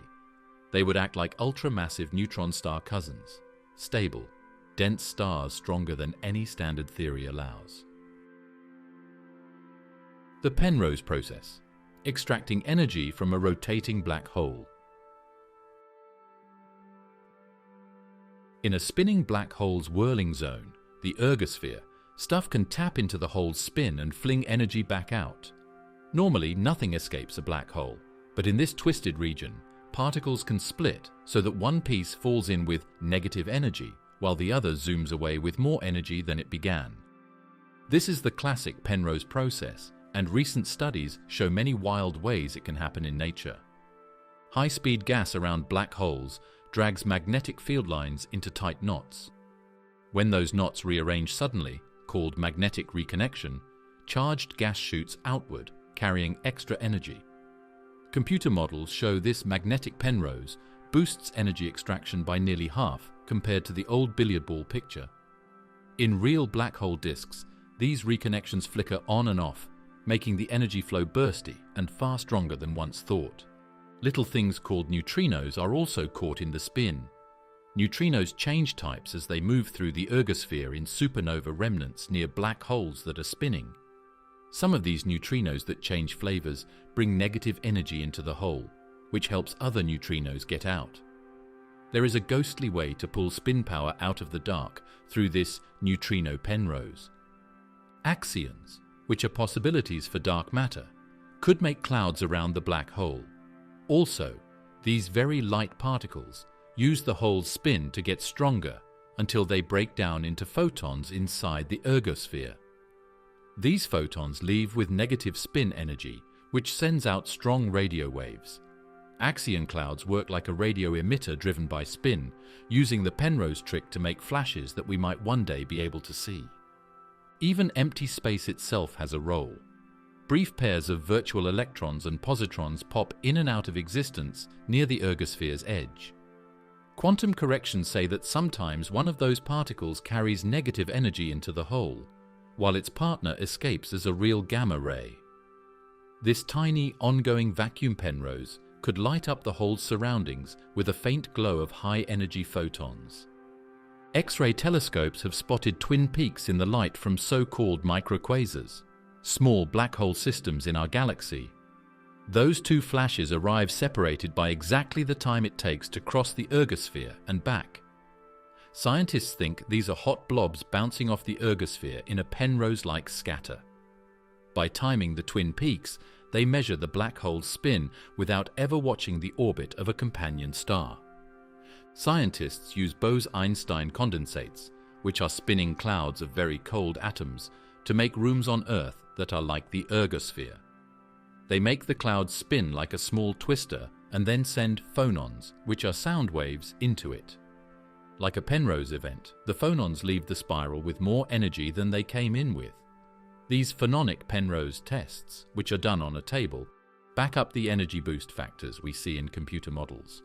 Gas around black holes is never smooth. Turbulent eddies pump clumps of charged gas into the ergosphere, creating intermittent streams of negative energy material. These clumps drift in, shed a bit of negative energy, and then burst outward with extra juice. This turbulent Penrose beats the smooth flow version, giving a steadier power output for jets and flares in active galaxies. Cosmic rays are very powerful particles that may come from very small, very old black holes in our galaxy. There are ergospheres around these primordial mini-holes as well, and when charged particles hit them, they get strengthened by a micro-Penrose process. As a result, a small number of very high-energy cosmic rays pass through our atmosphere, carrying a secret mark from tiny black holes extracting spin. Gravitational waves are ripples in spacetime that can move the ergosphere around a black hole. For a short time, the waves change the area and push particles into circles with negative energy. In a gravitational Penrose event, these particles then get away with a little more energy. It's not very strong, but this effect shows that waves can tap into a black hole's spin, suggesting a dance between waves and spinning. In close binaries where two black holes spiral together, their ergospheres can overlap. A particle can hop from one ergosphere to the other, picking up a first energy boost, then a second before escaping. This double Penrose rains energy out at levels far above what a lone hole could give. Such two-stage extraction could power some of the brightest blasts we see when supermassive black holes collide in distant galaxies. The Penrose process does a lot more than what you might think from a textbook picture. It causes axion radio blasts, vacuum flickers, magnetic snaps, and neutrino changes. Whether it's through lab models or cosmic messages, each new way shows how spinning black holes lose their rotational power in unique and surprising ways. This helps us learn more about how energy and matter interact at the very edge of the universe.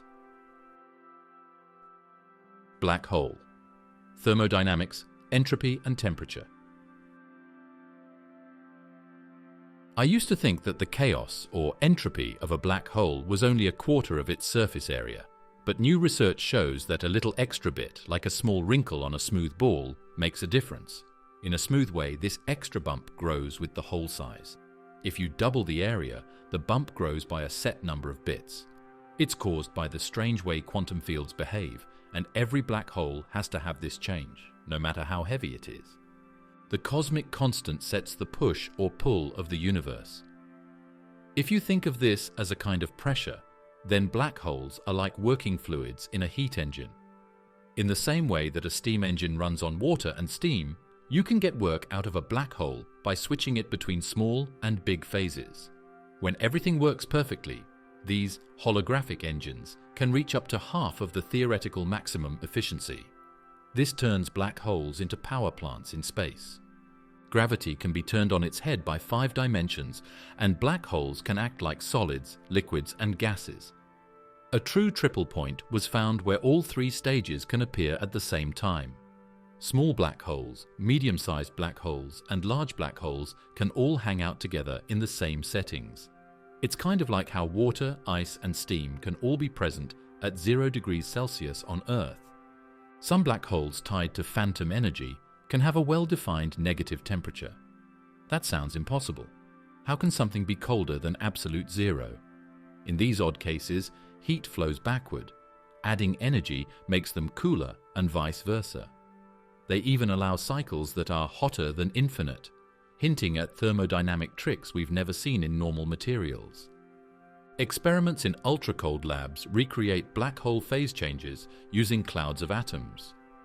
By tuning magnetic fields and interactions, these atom clouds flip between a superfluid state and a normal fluid, mirroring the famous Hawking-Page transition where black holes appear or disappear. These tabletop tests give real insights into how black holes shift their states in a universe filled with gravity and quantum rules. It turns out that the result of a black hole's outer and inner horizons stays the same, no matter how heavy the hole is. This is because black holes look like Russian dolls. When you multiply the outer disorder by the inner disorder, you get a constant that is the same everywhere and is based only on natural constants. This interesting fact points to a secret symmetry that connects the two boundaries in a way that we don't fully understand. To change a black hole's mass, you have to change the pressure around it. This is linked to a thermodynamic volume. New limits show that this volume can't be too much bigger than the geometric volume. This means that the heat from a black hole can only make things so soft or hard. This connects the idea that black holes can be squeezed into very small spaces to the tiny parts that make them up. A fresh take on entropy comes from thinking of black holes as giant decoding puzzles. The more complex it is to unspool the information on the black hole's surface, the higher its entropy.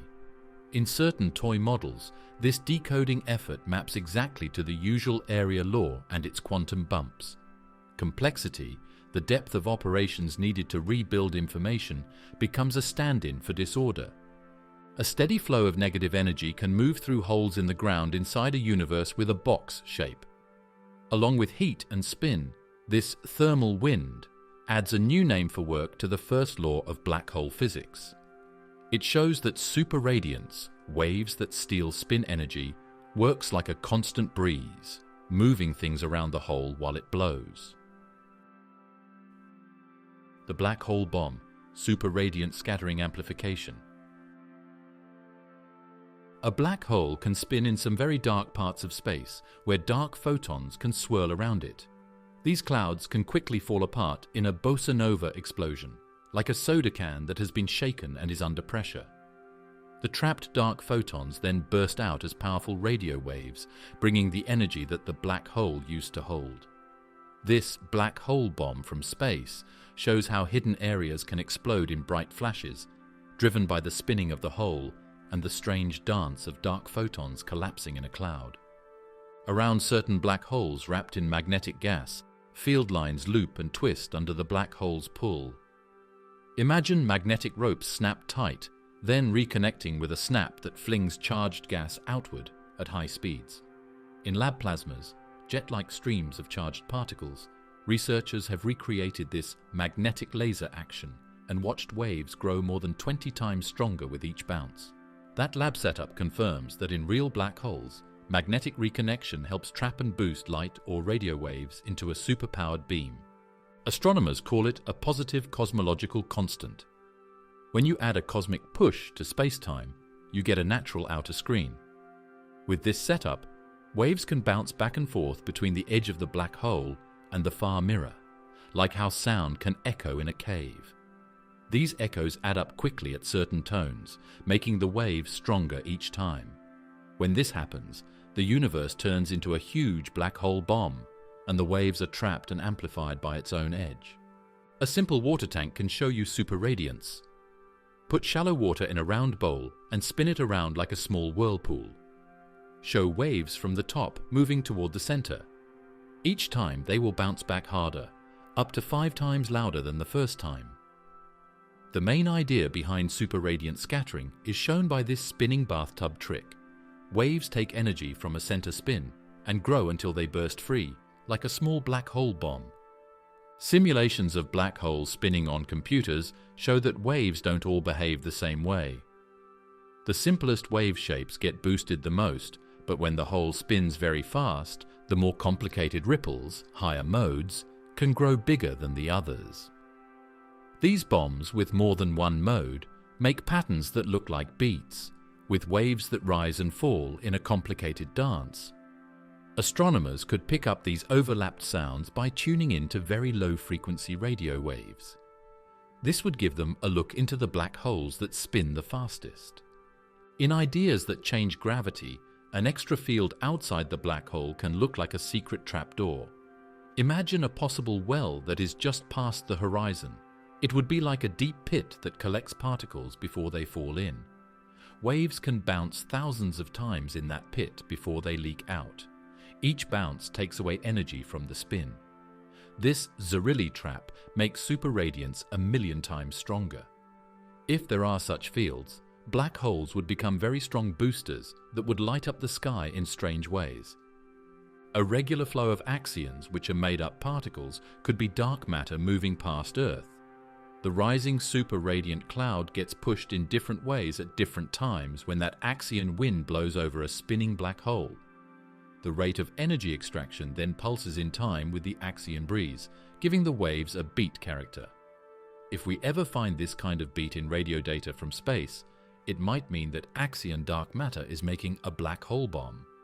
When a superradiant cloud around a black hole swells to its limit, it can collapse back onto the hole in a mini-implosion.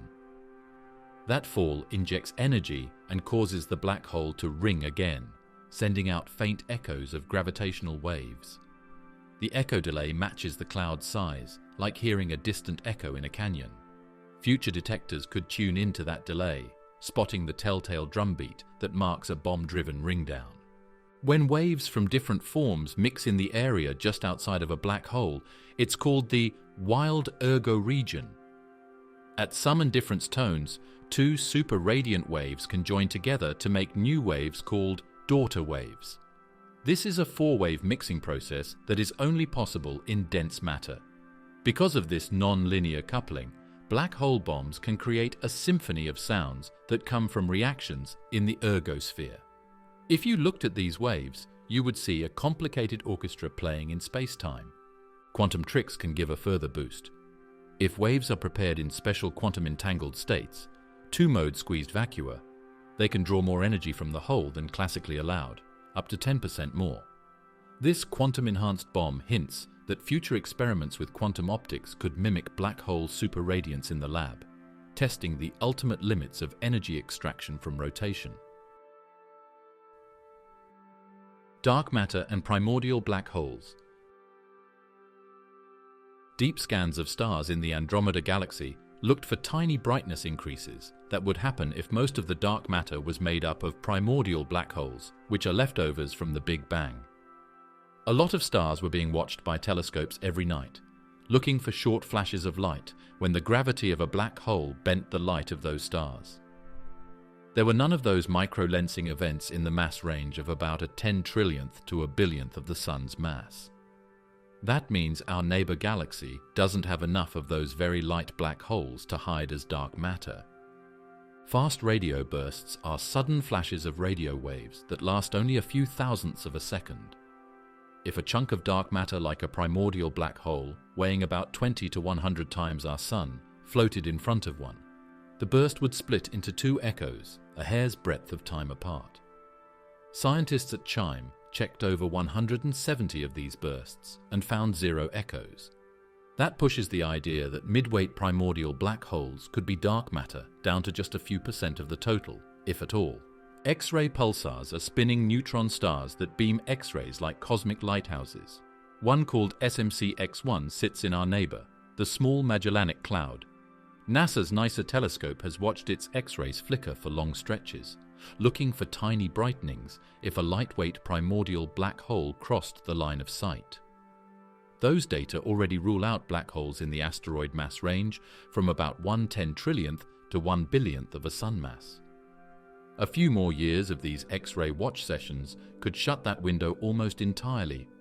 It was very cold between the first stars and galaxies when they were still being formed. When EDGES was done, the sky's 21-centimeter radio glow had a deep dip. This was when the universe was only about 180 million years old. If there were a lot of small primitive black holes in the area, their very small amount of heat would have warmed up that gas and filled in the hole. The dip is very deep, so there couldn't have been many black holes in the Dark Ages to heat things up much. Tiny primordial black holes eventually evaporate by a slow leak of particles called Hawking radiation.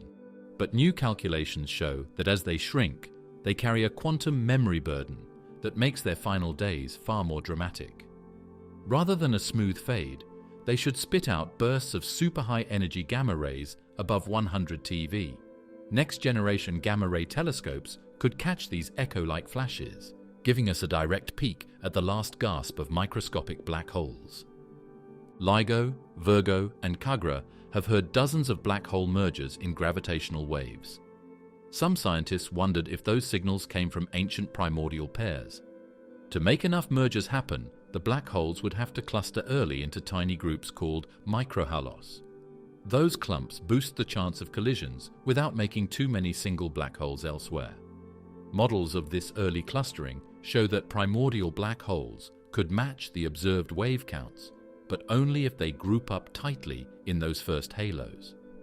Pure primitive black holes are bare because they only hold their own mass. Dark matter can be pulled in from space, though, to make a dress of extra mass around the hole. When microlensing is used, those dressed black holes bend light more strongly, which increases the chance of flashes. When this treatment is added to models, the microlensing limits get much tighter. This means that primordial black holes can't hide dark matter in as many mass ranges. Before it turned into protons, neutrons, and electrons, the early world was made up of hot quarks and gluons. As the phase changed, a burst of density ripples could collapse into black holes with the right masses. This happened when the cooling made it possible for quarks to join together into protons and neutrons. That gives us 3 different mass ranges for the first black holes: about 1/millionth of a sun, about 1 sun, and about 30 suns. Each spike has something to do with basic particle physics from the very beginning of the world. We can find out how hot or cold the intergalactic medium, the gas between galaxies, has been over the last 12 billion years. That gas is heated by stars and any early black holes that give off radiation. Scientists have set new, tight limits on how many primordial black holes there could be across a wide range of masses by comparing models to gas temperatures that have been measured. That heat history cuts out a lot of dark matter situations, because if the gas ever got too hot too soon, it would ruin the match. According to some ideas, very small black holes don't go away all the way, but leave behind something called Planck mass, which is about 1/millionth of a billionth of a billionth of a gram. Even now, those steady, tiny cores would still be around and work like dark matter particles. The number of them is directly related to the number of primordial black holes that formed at the Big Bang because they never go away. If those pieces still exist, they might make up all the dark matter and never be found in microlensing or gamma-ray studies. This includes starlight microlensing, radio burst echoes, X-ray pulsar flickers, 21 cm gas dips, gamma-ray echo flashes, clustered mergers, dressed halos, phase transition spikes, gas temperature checks, and Planck relics. Each one of these methods makes the case for primordial black holes, as the dark matter answer is stronger. Each probe ends a different mass window. Together, they make a picture of almost the whole range of masses, from very light to very heavy stars. These old holes must hide dark matter in the few places where our scans have not yet been able to reach. If not, we'll have to keep looking for other cosmic bad guys to blame for the dark side of the world. Sagittarius A star, the Milky Way's supermassive black hole. In-depth studies of the light and dust around Sagittarius. A star showed that its spin axis is tilted more than 30 degrees from the flat plane of our galaxy. With such a big tilt, smooth gas dropping in can't have caused it. Instead, it points to a past collision with another very large black hole that changed the direction of its spin. Advanced neural networks trained on sub-millimeter brightness patterns reveal that Sagittarius A star is spinning almost as fast as physics allows. Even more surprisingly, the models place Earth nearly on the same axis, so we're looking almost straight down its spin poles. The winds from nearby Wolf-Rayet stars are used in computer models to show that this star gets most of its fuel from stellar breezes instead of a smooth disk. As these clumpy wind streams spin together, they form a disk that tilts and wobbles and moves over months. This helps explain why infrared and X-ray flares happen at random times when groups of gas fall in. The ALMA telescope spotted long, thin strands of magnetized gas stretching for several light years from the black hole. These radio whiskers form when magnetic fields snap and reconnect near the inner flow, shooting plasma along field lines and linking the small-scale accretion to the larger center region. In the near-infrared, the gravity instrument has seen flares that repeat every 45 minutes. That timing matches the orbit of matter just 3 or 4 times the black hole's edge. It's like a natural stopwatch set by extreme gravity, ticking steadily as hot blobs of gas circle the center. Researchers saw that the polarization angle loops around when they looked at the light's polarization during those flares. This loop shows how the black hole's spin bends the paths of light by pulling on space itself. There is a direct, live view of a frame moving at the black hole's edge. The same sub-millimeter polarization data show quick swings in Faraday rotation, a twist in the light's orientation caused by electrons. These rapid changes imply electron densities of about 1 million particles per cubic centimeter just outside the edge, revealing a churning magnetized plasma on hour-long timescales. In 2025, the Event Horizon Telescope looked at Sagittarius A star at 230 GHz and 345 GHz. It saw that the bright ring glows in different ways in different places. Higher frequency light comes from electrons that are hotter and closer to the source. Lower frequency light comes from gas that is cooler and farther away. This layered glow shows how particles get hotter as they get closer to the black hole. In 2013 and 2026, two gas clouds known as G2 and G1 moved close to Sagittarius A star. Scientists thought the black hole would have big eating frenzies, but it didn't even notice. New models show that an inner flow that spins quickly and is magnetic pushes oncoming clumps away instead of letting them dive in and light it up. It is thought that axion-like dark matter particles could become sharp radio frequency lines if they move through the black hole's strong magnetic fields. Long baseline radio arrays are still looking for these narrow lines, which probe axion masses of about 10⁵ electron volts in the center of our galaxy. Imaging a black hole, how the Event Horizon Telescope works. The air above each dish blurs the waves as the Event Horizon Telescope looks for tiny signs coming from a black hole. Each telescope works in its own unique way. The EHT team uses something called closure phases to get around this. They use 3 cameras to measure the phase and then add them up in a loop. That number doesn't have any station mistakes, so what's left tells you the real shape of the black hole's shadow. Even if the weather or the gear tries to mess up the pictures, this trick will keep them safe. At 230 GHz, the atmosphere makes the signal jump around too fast to tie together for more than a few seconds. The EHT solves this by watching at 2 frequencies at once, say 86 GHz and 230 GHz.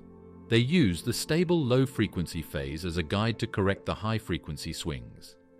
This source frequency phase referencing cuts out most of the tropospheric noise, letting them add up data over longer times and see fainter details in the black hole's glow. The gas and plasma around a black hole swirl with strong magnetic fields, and to map those, the EHT looks at polarization, how the light waves twist. But telescope gains can skew those readings. So EHT scientists use polarimetric closure ratios. They compare crosshand and parallel hand signal strengths in ways that cancel out gain errors. The result is a clear map of the field lines, showing how the spinning black hole drags and twists the magnetized plasma at its edge. Each flare lasts tens of minutes, which is a very short amount of time for our galaxy's center black hole to change. The EHT doesn't just show one still picture, it makes videos. For dynamic movie reconstruction, they take the data from the night and cut it up into small pieces. Then, they use rules that encourage smooth changes over time to put the pieces back together. These methods take into account time and catch hot blobs swirling around and lighting up. This gives a nearly real-time picture of the black hole's swirling surroundings. The clean algorithm is generally used to turn raw, patchy data into a clear picture, but it needs to be tweaked by hand a lot of the time. Deep learning deconvolution is now being tested at the EHT. Neural networks are trained on millions of fake pictures of black holes to learn how to fill in missing data and get rid of noise. They make believable high-fidelity images straight from sparse measurements, which speeds up the process and keeps people from picking the wrong smoothing settings. To keep track of how the EHT dish's sensitivity drifts over hours, the team uses the mini-spiral, a steady stream of ionized gas swirling around Sagittarius A star, as an on-site reference. By measuring the ratio of the core's brightness to the gas's constant glow, they correct amplitude drifts in each dish. This intra-field ALMA calibration means flares in the core stand out more clearly without being muddled by slow gain changes. The EHT can now cover more of the sky by adding a few new dishes in Namibia and Kenya. These stations in Africa make the network longer from north to south, which makes it easier to see the ring's vertical patterns. With these extra baselines, image reconstructions can pick up finer details and cut down on blurring. This is especially helpful in dynamic movies, where each new line of sight makes the moving picture look better. The Chirp imaging software works with closure-only data, amplitudes and phases that already cancel out most errors. It fits those measurements with simple rules, like favoring smooth images or sharp edges where needed. By focusing on closure quantities, CHIRP avoids unreliable self-calibration loops, producing trustworthy images of the shadow and bright emission regions, even when the data are scarce and unevenly spaced. Strong digital correlators that send data with little delay are being rolled out by the next generation EHT, NGHAT. The NGHT dishes don't store and ship tapes. Instead, they send their digital messages to the central processor over high-speed lines. Scientists can see fringes and check the quality of the data in real time with this low-latency setting. They can tune the array on the fly so that they can record structures changing as they happen, instead of waiting weeks to find out what happened. Quasistars, giant black holes, inside early stars. Deep inside a big early star, a center black hole can eat up to 60% of the star's mass, not just a small part. This is shown by new models of quasistars. It does this by using a process called saturated convection to move heat away from the core in a very rough way. The force of a pot of boiling soup is so strong that hot blobs rise and fall all the time, sending energy outward. The same stirring lets the black hole feed on the gas around it all the time, in a quasistar, without destroying the whole thing. In the middle of a quasistar, the area works like a unique type of accretion flow where convection rules. There are no quiet layers. Instead, there is a core of hot gas that spins all the time, pulling heat away from the black hole and into the surrounding area. After that is a softer layer called adiabatic, where the gas just grows or shrinks without losing heat. The structure with two zones holds the huge item in place for tens of millions of years by matching the pressure of the envelope with the pull of the black hole. Even though they have a lot of mass, quasistars don't last forever. They only last between 20 and 40 million years in simulations before the outer gas thins to 2% of its original weight and drifts away. During that short time, the center black hole can grow to be 1,000 to 100,000 times the mass of the Sun. This is enough to explain the huge monsters that JWST saw in the very first galaxies at the start of the universe. Inside the densest parts of these stars, where densities exceed a 10 millionth of a gram per cubic centimeter, another process kicks in, neutrino cooling. Neutrinos are nearly invisible particles that slip through gas without much fuss. As the core heats up, it spews out neutrinos instead of light or heat, carrying energy away and keeping the core from overheating. This secretive cooling lets the quasi-star feed its black hole steadily, without the envelope blowing apart from too much heat. Quasi-stars pop up in the first protogalaxies, places where gas cools mainly through atomic hydrogen at about 10,000 Kelvin. This cooling channel avoids breaking the gas into lots of little stars, instead letting it flow smoothly toward the center at rates greater than 1/10 of a sun mass per year. Over time, this inflow makes a gargantuan envelope, hundreds of thousands of times the sun's mass, perfect for building a quasistar around a growing black hole seed. The pressure from the center burner tries to blow the envelope apart, but at the poles, narrow jets of gas punch holes in it. These chimneys let extra radiation escape along the spin axis. This keeps the envelope from getting too big and blowing off. The black hole can keep gulping down gas at speeds up to 100 times faster than what is usually possible because of light pressure limits. This is because the bipolar streams clear the way. A quasistar would glow with very strong helium-2 and hydrogen-alpha lines if you could see it from 1 billion light-years away. These lines would be like bright fingerprints in ultraviolet and visible light. The strong but gentle UV field around the black hole inside makes those lines. Soon-to-be-built telescopes will be able to see these strange emission lines in the first galaxies, finding quasi-stars hidden among the earliest cosmic structures. When a quasi-star finally loses its envelope, the sudden drop in mass shakes the exposed black hole, causing it to ring in gravitational waves, much like a struck bell. These ring-down waves peak at frequencies around 0.1 to 1 Hz, right in the sweet spot for the future LISA detector. Listening for these signals could let us catch the final breakup of a quasi-star in the distant universe. The fast-moving accretion flow keeps the heavy elements, called metals, well mixed in during the quasi-star's life. This puts off by about 50 million years the change to making normal population II stars, which have more metals. Some of the oldest quasars with redshifts above 10 don't show many metal lines, even though their black holes have gotten very big very quickly. This is because of the mixing barrier.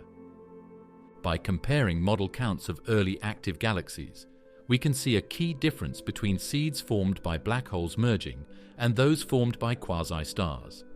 At redshifts above 8, quasi-stars make a top-heavy distribution of supermassive black holes.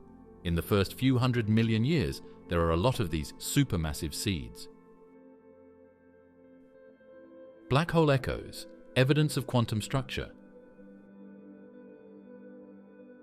According to some ideas, you might hear two small taps instead of one big thud in gravity waves right after two black holes join. Some waves slip through a thin quantum layer just inside the horizon, and some of them bounce back. This is called tunneling-induced echo splitting. That split shows up as two echoes that are microseconds apart. If we ever find match pulses instead of single ones, they will guide us to a new, narrow area of changed spacetime surrounding the black hole. Other work digs deeper into the bounce itself. Quantum gravity predicts that the horizon's reflectivity isn't perfect and uniform. Instead, two loop corrections tweak how each wave picks up a phase shift when it bounces. With each echo, that shift grows, causing the echoes to gently chirp in frequency. If measured, that slow chirp distortion would be a fingerprint of the black hole's microstructure, something no classical theory can produce. When two black holes with different masses merge, they leave behind another important hint. When two holes of different sizes hit each other, the echoes from things spinning in the same direction as the hole are stronger than the echoes from things spinning in the opposite direction. Researchers can make this spin-dependent difference bigger by putting together or stacking data from many of these events with different masses. When that imbalance happens over and over, it means that there are real echoes hidden behind all the noise.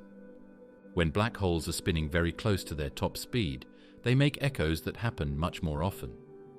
When the spin number gets close to 1, the time between echoes gets shorter. This is known as the extremal echo boost in simulations. In high spin mergers, most of the echo energy builds up in the first few rounds. This makes them easy to find if we know where to look. Some ideas go even further by imagining a Planck-scale firewall inside the horizon. If such a membrane exists, it could vibrate like a drumhead when hit by infalling waves. That vibrating layer would add its own tiny, high-pitched oscillations on top of the usual echoes, producing a firewall ring. Detecting that extra ring of rapid oscillations would be the most dramatic sign yet of quantum structure at the horizon. When black holes are in certain types of dark energy settings, like those surrounded by quintessence, they can also reflect in unique ways. Scalar waves get stuck between an inner horizon and a slow potential wall that moves outward. These waves that were trapped leak out as echoes. The timing of these echoes relies on both the charge of the black hole and the characteristics of dark energy. By timing those gaps, we could find out about dark energy right at the edge of a black hole. In what's called an Andreev process, gravitational waves might even bounce off the horizon, just like electrons do when they hit a superconductor. In that case, a graviton that hits the horizon bounces back as an antigraviton, creating a late-time echo that fades away more slowly, like 1t, before going away completely in an exponential way. It would be very different from simple classical echoes to see this kind of Andreev-type gravity reflection. Despite these exciting ideas, careful checks of LIGO and Virgo data haven't yet shown clear echoes. A thorough Bayesian analysis of claimed signals found high p-values, meaning the patterns fit pure noise just as well. That doesn't rule out echoes forever, but it does suggest we need better sensitivity before settling the question of Planck-scale structure. Scientists have improved the models they use to look for sounds so they can hunt better, New models include phase shifts suggested by quantum adjustments and reflectivity that changes with frequency. When these beta waves are put into matched filter searches, the detectors can get a better idea of how reflective the horizon really is and how strong any quantum echoes might seem. Frame dragging, how black holes twist spacetime. Small flickers in X-ray light come in pairs, each with a slightly different pitch in some black hole systems. Those are high-frequency waves that are almost daily. If frame dragging is pulling on hotspots in the inner disk, then the difference between the two tones makes sense. This is because the spinning hole pulls spacetime along with it. When it comes close to a black hole spinning, not even a pulsar's magnetic field is safe. Strong frame pulling makes retrograde cavities in the magnetosphere. These are places where charged particles are pushed into jets that spin in the opposite direction of the hole's spin. The black hole's spin turns the jets around in a way that looks like a space tornado. Surrounding the ergosphere, simulations show spacetime acts like a hollow cylinder guiding plasma waves. These trapped Alphen-Whistler modes bounce around the hole's edge, and their ringing frequencies tell us the spin rate. Each trapped wave is a tiny stopwatch, timing how fast spacetime itself is being dragged. The star S2 circles close to Sagittarius, a star at the center of our galaxy. The gravity gadget keeps a very close eye on S2's movement. The lens-Thirring precession shows that the black hole is moving space around by the small amount that the plane of S2's path wobbles during each circle. Ring laser gyros, rotating loops of laser beams, show a cousin of frame dragging through the Sagnac effect. Spin the gyro and the beam's travel times shift, just like spacetime around a black hole. These tabletop devices give us a hands-on peek at gravitomagnetic coupling, albeit at tiny scales. Very small things will spiral into very large holes in space, as seen by missions like LISA. These are called extreme mass ratio in spirals, EMRs. Frame pulling makes the small object's orbital plane wobble, and that wobble changes how loud the gravity waves are. LISA will get a very accurate reading of the hole's spin by measuring those magnitude swings. The black hole's shadow isn't perfectly round. Frame dragging skews the capture cross-section for photons, making the dark silhouette slightly lopsided. Multi-epoch images from the Event Horizon Telescope aim to detect this asymmetry in M87** ring, refining our view of both spin and tilt. Hypernovae are the deaths of very large stars that cause neutrino winds to blow out near a new black hole. Because of frame pulling, these neutrino streams are stronger on one side than the other. This makes the release uneven from north to south. In the future, neutrino monitors might be able to pick up that off-center signal and connect it to the spin of the hole. Near the Sagittarius A star, ALMA has made a picture of strands of magnetized gas that stretch across parsecs. They wind up like telephone cords, which matches what we know about how magnetic fields are pulled by a spinning hole. Helical loops, frame dragging. There is a clear link between physics at the horizon size and things that are light years away. In the lab, quantum models claim to be able to copy frame dragging as well. Arrays of superconducting qubits connected by microwave photons that travel back and forth can make an effective metric in which the photons experience precession, similar to lens-Thirring. The Chandrasekhar limit, when stars collapse into black holes. Strange things happen to electrons in the heart of a huge white dwarf that is the densest. Quantum electrodynamics has led to new estimates that show electrons gain a little extra mass when the density goes above 10 billion grams per cubic centimeter. The standard collapse cutoff is cut by about 0.01 times the Sun's mass because of that tiny mass shift for real electrons that move quickly. By smashing heavy ions together in experiments, scientists have looked into matter at these very high densities and found that electrons don't really weigh the same when they are squished together so tightly. This means that a white dwarf can hold a little less mass before it collapses than was first thought. Deep inside the hottest white dwarf cores, neutrinos and antineutrinos can get trapped like steam in a pressure cooker. Recent supernova simulations find that this trapped neutrino pair plasma supplies extra pressure support. During the final few milliseconds before collapse, these ghostly particles carry energy around without radiating light, giving the star a 2% boost in its collapse mass. But once the core becomes transparent to neutrinos, that extra support vanishes in a flash, and the star tips over the edge into collapse. It is possible for quantum movements of carbon and oxygen ions in a crystalline structure to start cyclonuclear fusion processes, even at low temperatures.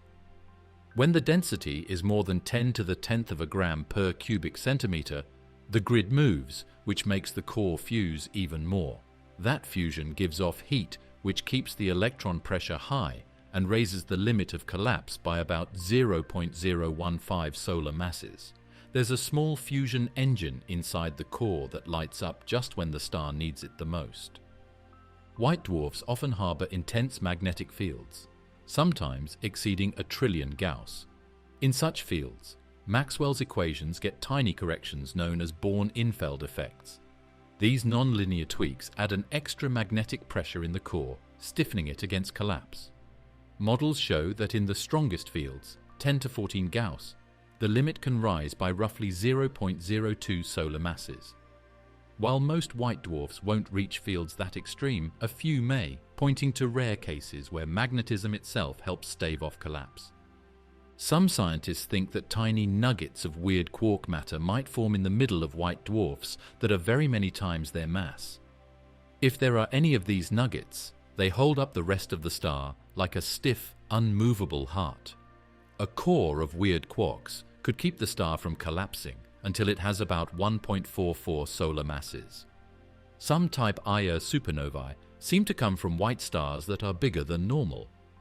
If this is true, it could explain those events. Axions are made-up particles that could help us understand many puzzles in physics. They might also be present in white dwarfs. In the micro-electron-volt range, axions can pull energy out of the core like an unseen cooling if they are present. This cooling of the axion lowers the thermal pressure support, which lowers the collapse threshold by up to 0.03 solar masses for axion connections close to the limits of what we can currently play with. Finding these kinds of axion effects would change how we think about particle physics and the death of stars. Strong magnetic fields inside a white dwarf can launch torsional Alfvén waves, twisting oscillations that ferry energy outward along field lines. Magnetohydrodynamic simulations reveal these waves add a dynamic pressure component to the core. When active, those waves can boost the collapse limit by around 0.01 solar masses. This means that in episodes of strong wave activity, a white dwarf might resist collapse just a bit longer, much like wind can puff up a sail to keep a ship from sinking. Nuclear theory suggests a quarkionic phase transition at very high densities, where quarks start to move around easily inside baryons. This quarkionic core makes the equation of state less rigid, which makes it easier to squeeze the core. Because of this, the star can fall apart at about 0.02 solar masses less than the standard limit. This new path for hardening could cause stars that seemed safe to suddenly fall apart, which would change estimates about which white dwarfs will explode. Some ideas about dark matter include particles that couple to the Higgs field and heat up dense nuclear matter slightly. Because of the Higgs gate, trapped dark matter could add to the heat in the core of a white dwarf. That small increase in heat raises the thermal pressure, which delays collapse by about 0.01 solar masses for pairings that are just below the limits of the lab. If it turns out that white dwarfs do carry dark matter heat, it would be a big step forward in both astronomy and particle studies. A white dwarf star may go through a phase of pulsational instability right before it falls apart. During this phase, the star rings like a bell. There are new gravity wave studies that are trying to find these pulsations that move around in a range of 0.5 to 2 Hz. If you could find these pulsations, You could tell when a star is within about 0.01 solar masses of collapsing, which would be like an early warning system. The maximum size of a black hole. Is there one? Our universe has a hard limit on how big a single black hole can get. It can't be bigger than all the matter visible at the edge of the universe. At the rate of growth we have now, that maximum is equal to about 4,000 trillion suns. In reality, though, that universal limit will never be reached by any black hole. This is because many other checks happen long before that. When a black hole eats gas in a disk to get bigger, that disk can only go so far. It has been shown by computers that when the hole's mass goes above 10 billion suns, the disk's outer part becomes unstable and breaks up into groups of gas and new stars. When that happens, new gas stops falling into the black hole and it loses its main source of fuel. Even if a black hole somehow kept the gas flowing in, another problem arrives when its jets switch on. Powerful jets that blast out at energies above 10 to the 48 eargs per second can heat the vast gas envelope of the host galaxy.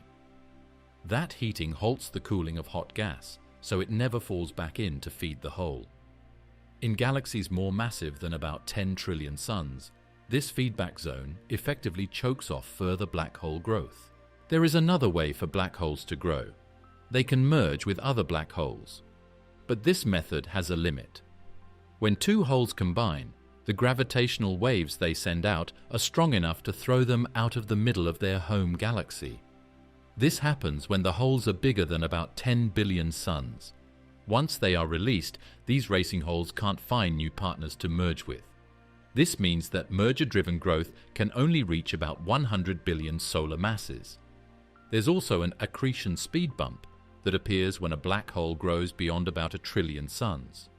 At that scale, photons, particles of light, get trapped in the inflowing gas, turning the flow into a fog where radiation can't escape.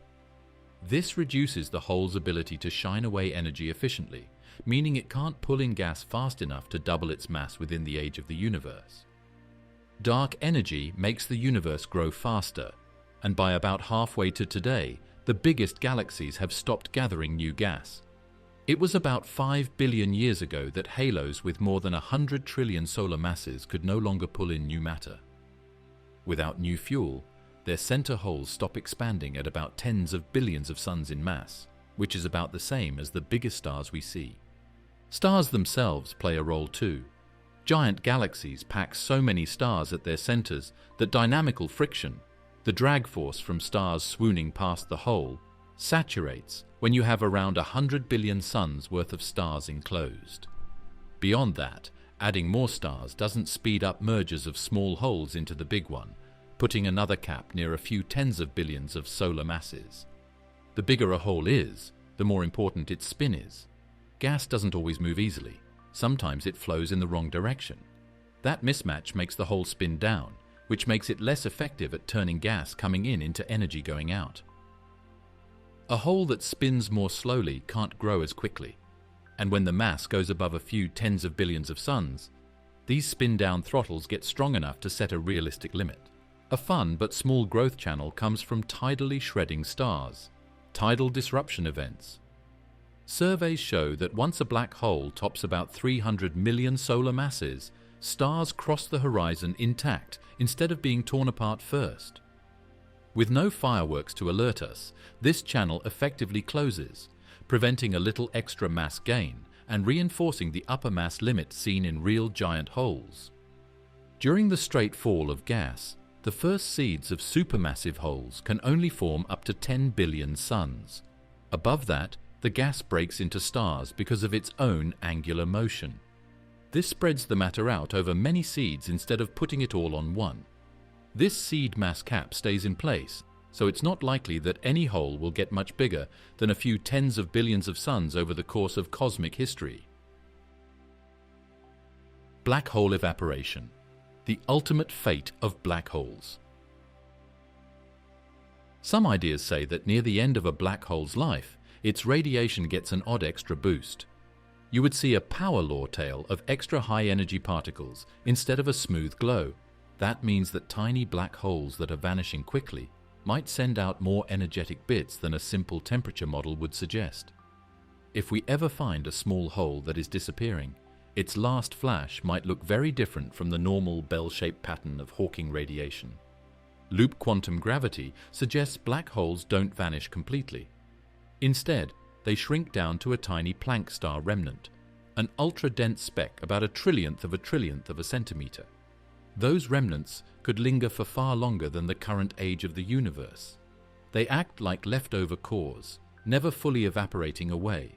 So the black hole's story continues in a frozen quantum form. Flowing light or other waves are used in the lab to make black holes look real. Scientists see a burst of extra Hawking radiation, a stimulated emission, when they shine extra photons on these analogues. It seems like a black hole might disappear faster in the real world if it is in a sea of light or particles than if it were by itself in empty space. Careful quantum calculations add tiny tweaks called one-loop corrections to a black hole's filter on outgoing radiation. These corrections alter the gray-body factors, the odds that certain particle energies escape. For very small black holes, these tweaks can stretch out the evaporation time by up to 10%, because fewer high-energy bits make it out past the hole's surface. New island ideas in quantum gravity change the black hole's information timeline. They predict that a black hole starts spitting out its hidden data halfway through its life. That speeds up how quickly it returns information compared to older models. In other words, once the hole shrinks past half its initial mass, its final stages go faster at revealing the secrets of what fell in. Tiny primordial black holes from the early universe have a last gasp shaped by their own quantum memory. As they lose mass, their changing internal state echoes back on the emission rates, creating microsecond-spaced flickers in their final gamma-ray burst. If we ever catch such a burst, those echoes could confirm this memory burden effect. Dark energy in our world keeps empty space at a normal temperature. If a black hole cools below that de Sitter temperature, which is about -10 to -29 Kelvin, it gets more energy from the background than it loses through evaporation. These very cold holes would stop draining and never finish because dark energy would be pulling them back and forth in space. The black hole's mass drops so quickly that spacetime rings like a tiny bell as it runs out of matter. This Planckian ringdown would send out high-frequency gravity waves in the gigahertz to terahertz range.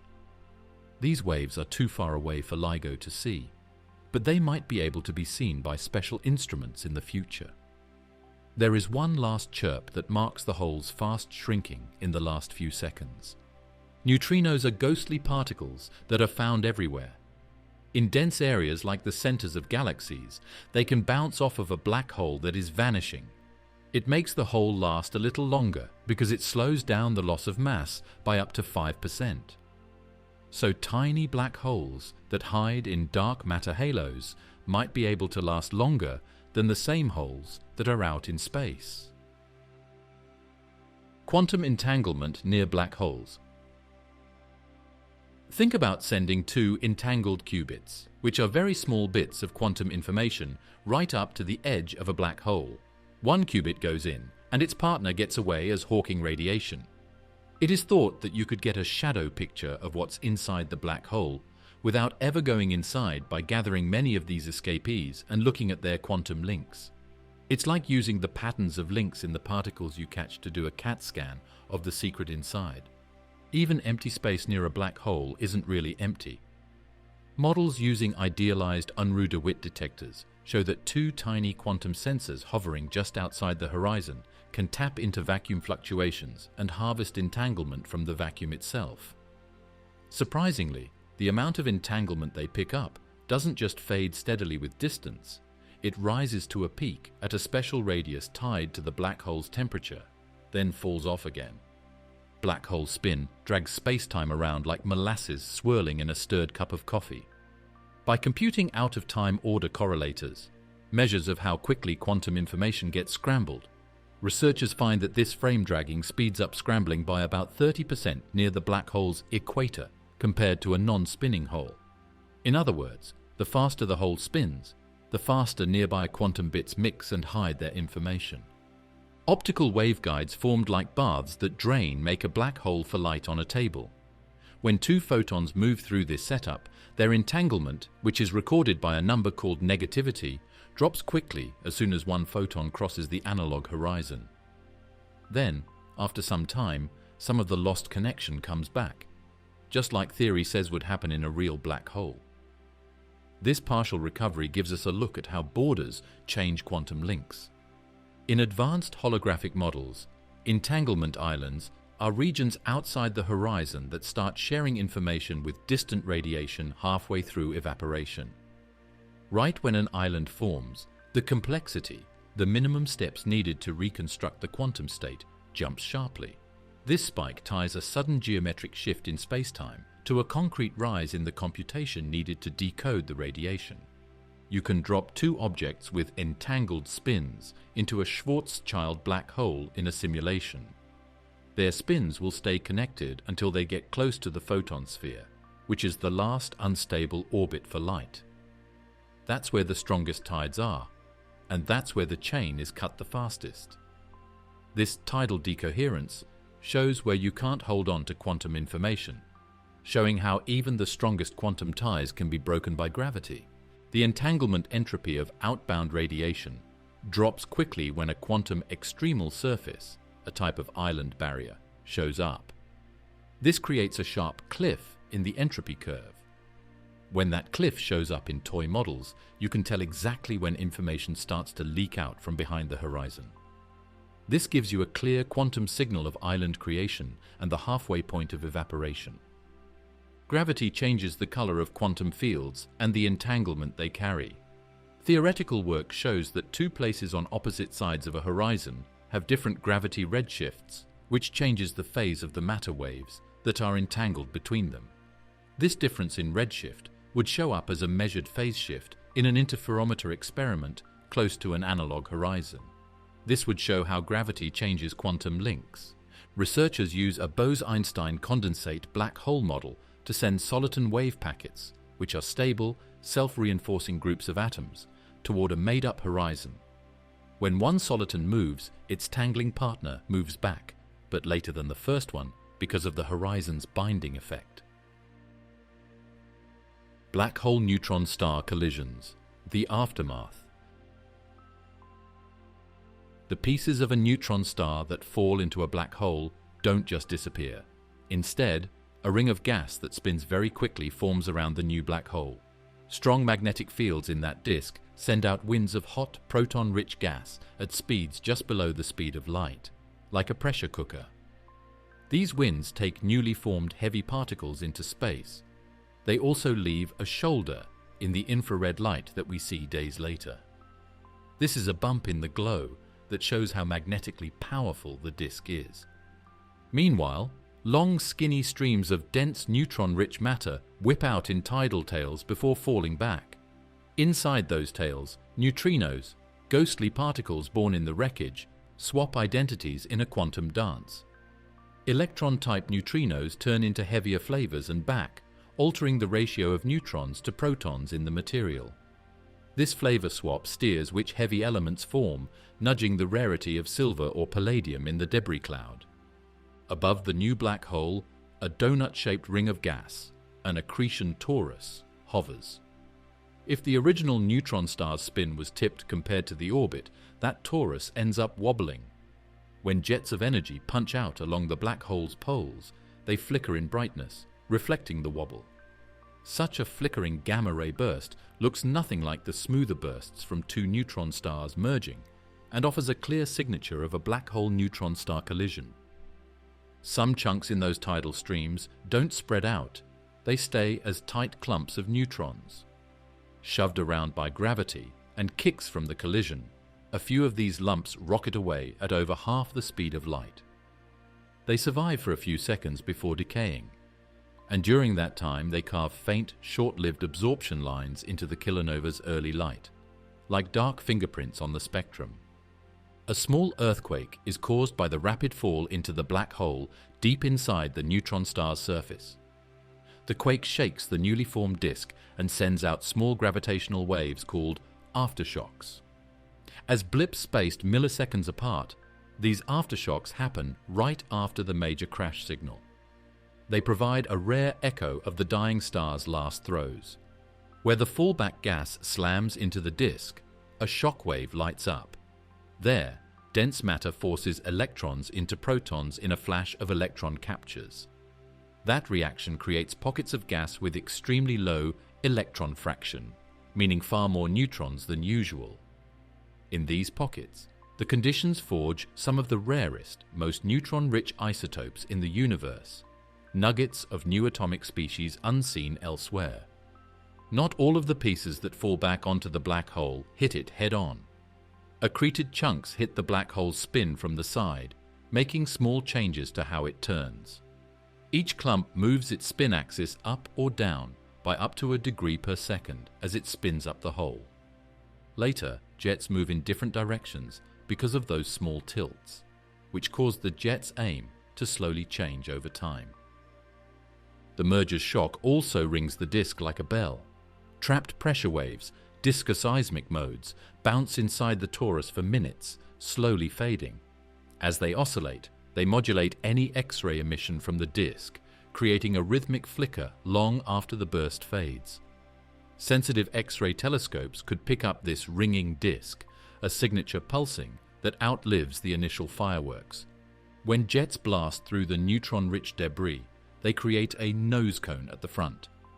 This is an environment of heavy ions moving very quickly. When that ion-packed cone hits the gas around it, it gets hot and produces a flash of hard X-rays before the normal gamma-ray burst even peaks.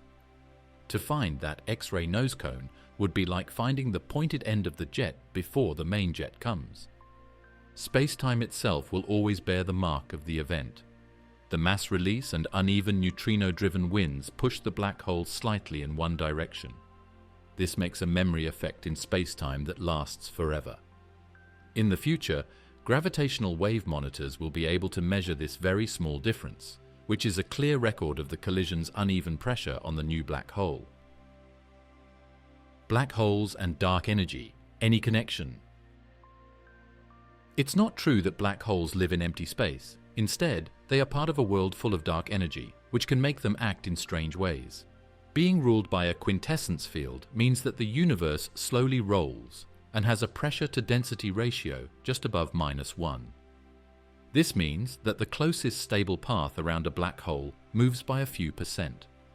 That means that matter swirls in a different way, and the dark energy amount in the area can change how bright the hot gas disk is.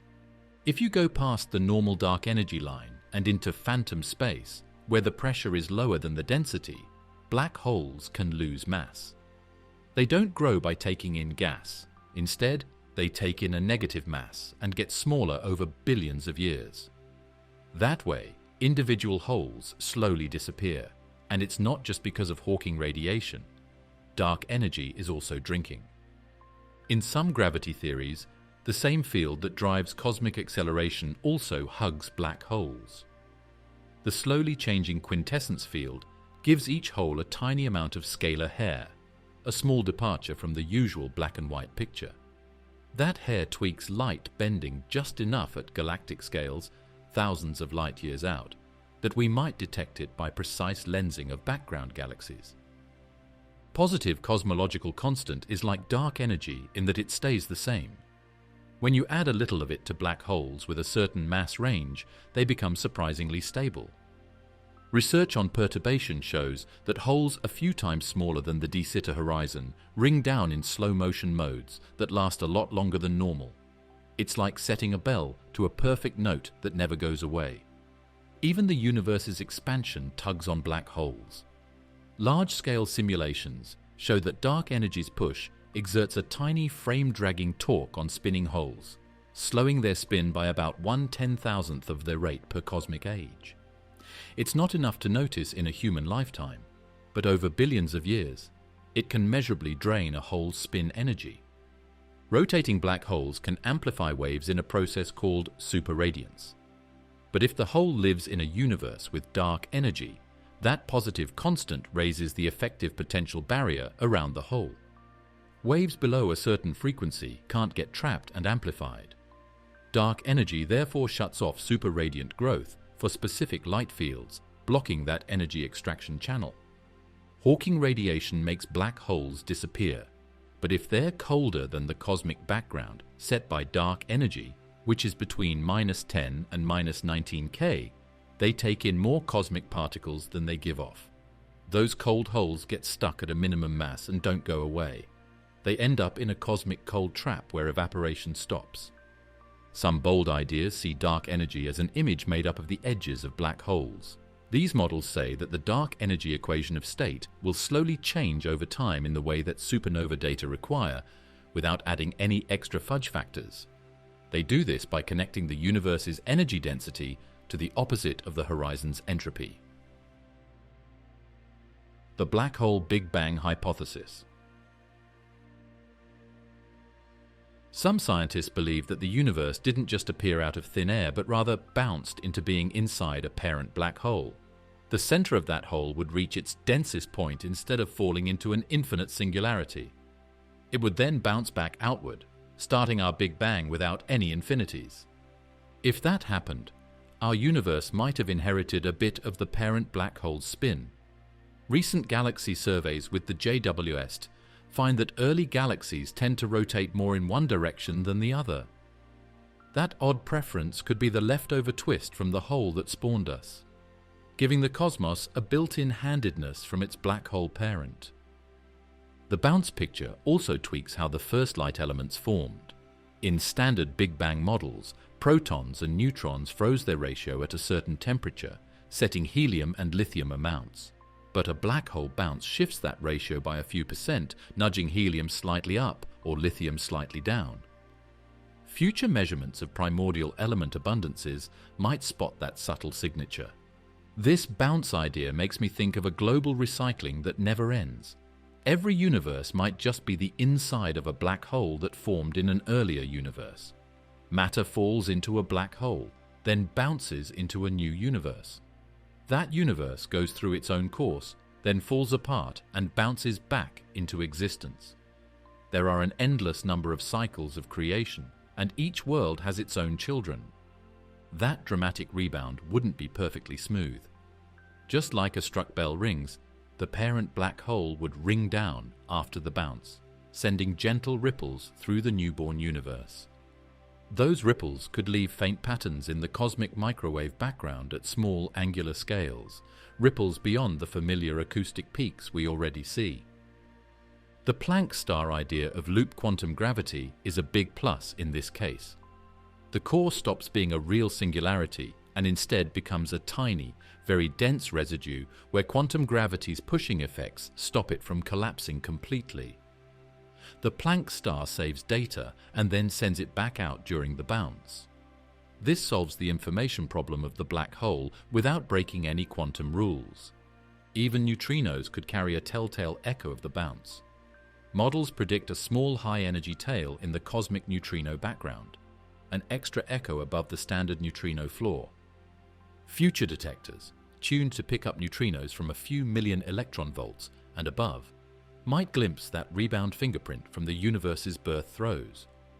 It also makes sense that billion solar mass black holes were found in the first billion years of the universe.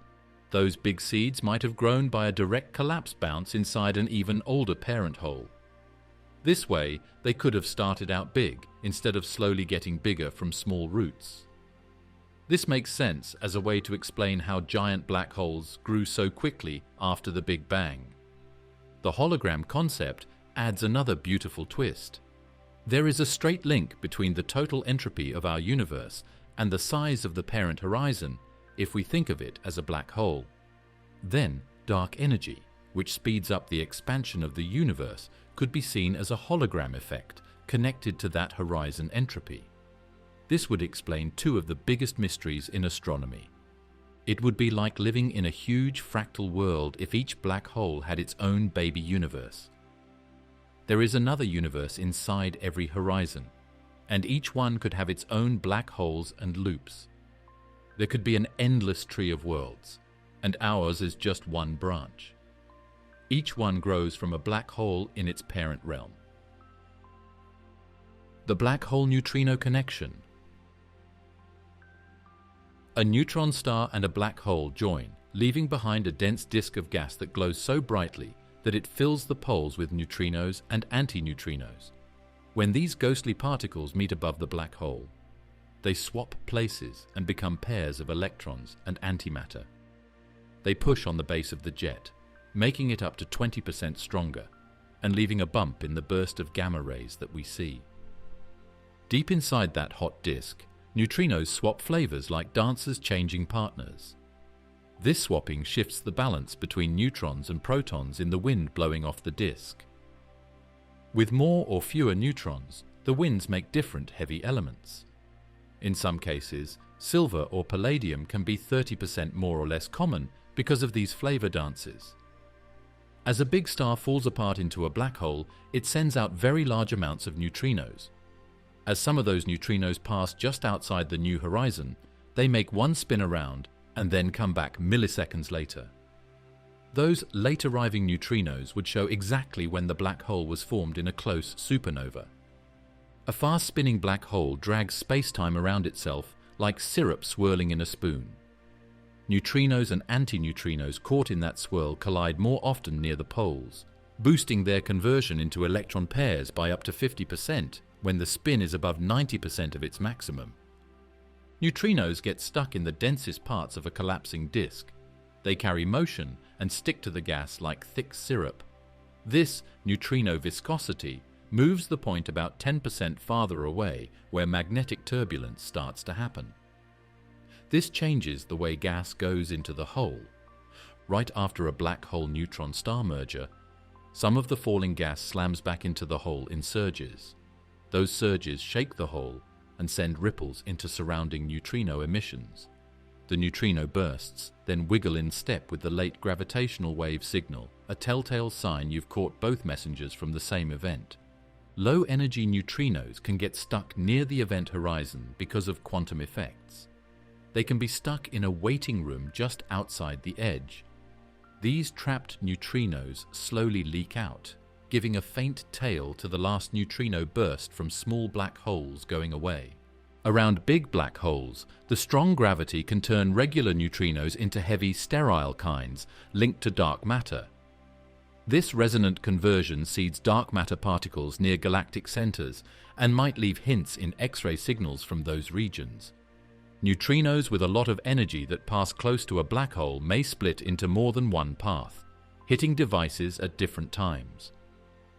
Scientists could make a three-dimensional map of the black hole's mass by measuring these arrival times and energies. It would be like taking a CT picture of the hole's gravity. Are we inside a black hole? A testable hypothesis? There are different ideas about how the universe began. Some say it started with a bounce inside a parent black hole, instead of an impossible point with infinite density. The heart of that hole doesn't collapse into itself forever. Instead, it hits the densest point possible, about the Planck scale, and then bounces back outward, starting a new growing universe with no infinites. If our universe came from a spinning parent hole, it would have started with a built-in twist. Early galaxies would share a preferred spin direction. Recent JWST surveys even find more young galaxies rotating one way than the other, hinting that they inherited their spin from a black hole parent. The first chemistry is also changed by this bounce story.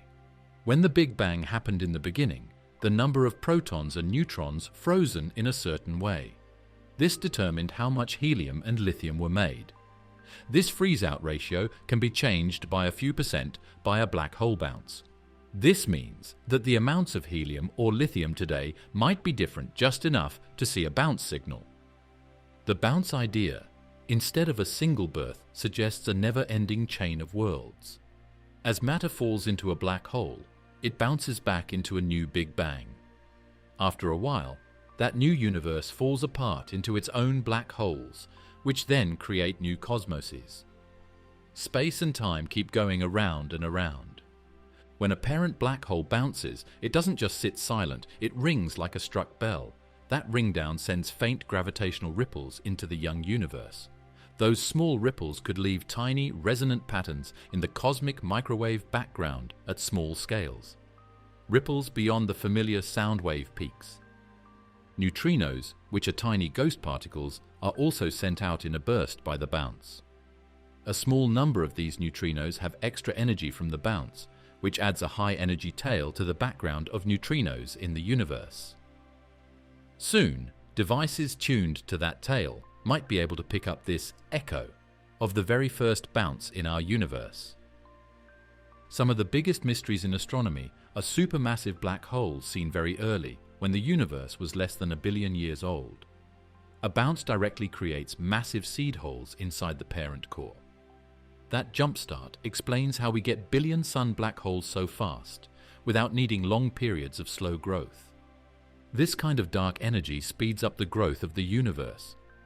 It could also come from the surface of the parent horizon. Our universe is thought to be inside a black hole, and the dark energy mass is linked to the horizon area of the black hole. This holographic link shows how cosmic acceleration works without creating any new fields. And that's just scratching the surface of the strange, mind-bending physics lurking around black holes. If you're as fascinated as I am, hit that like button and drop a comment with which black hole mystery blew your mind the most. Don't forget to subscribe to Beyond Horizons and ring the bell so you won't miss our next deep dive into the weirdest corners of the cosmos. Thanks for watching and stay curious.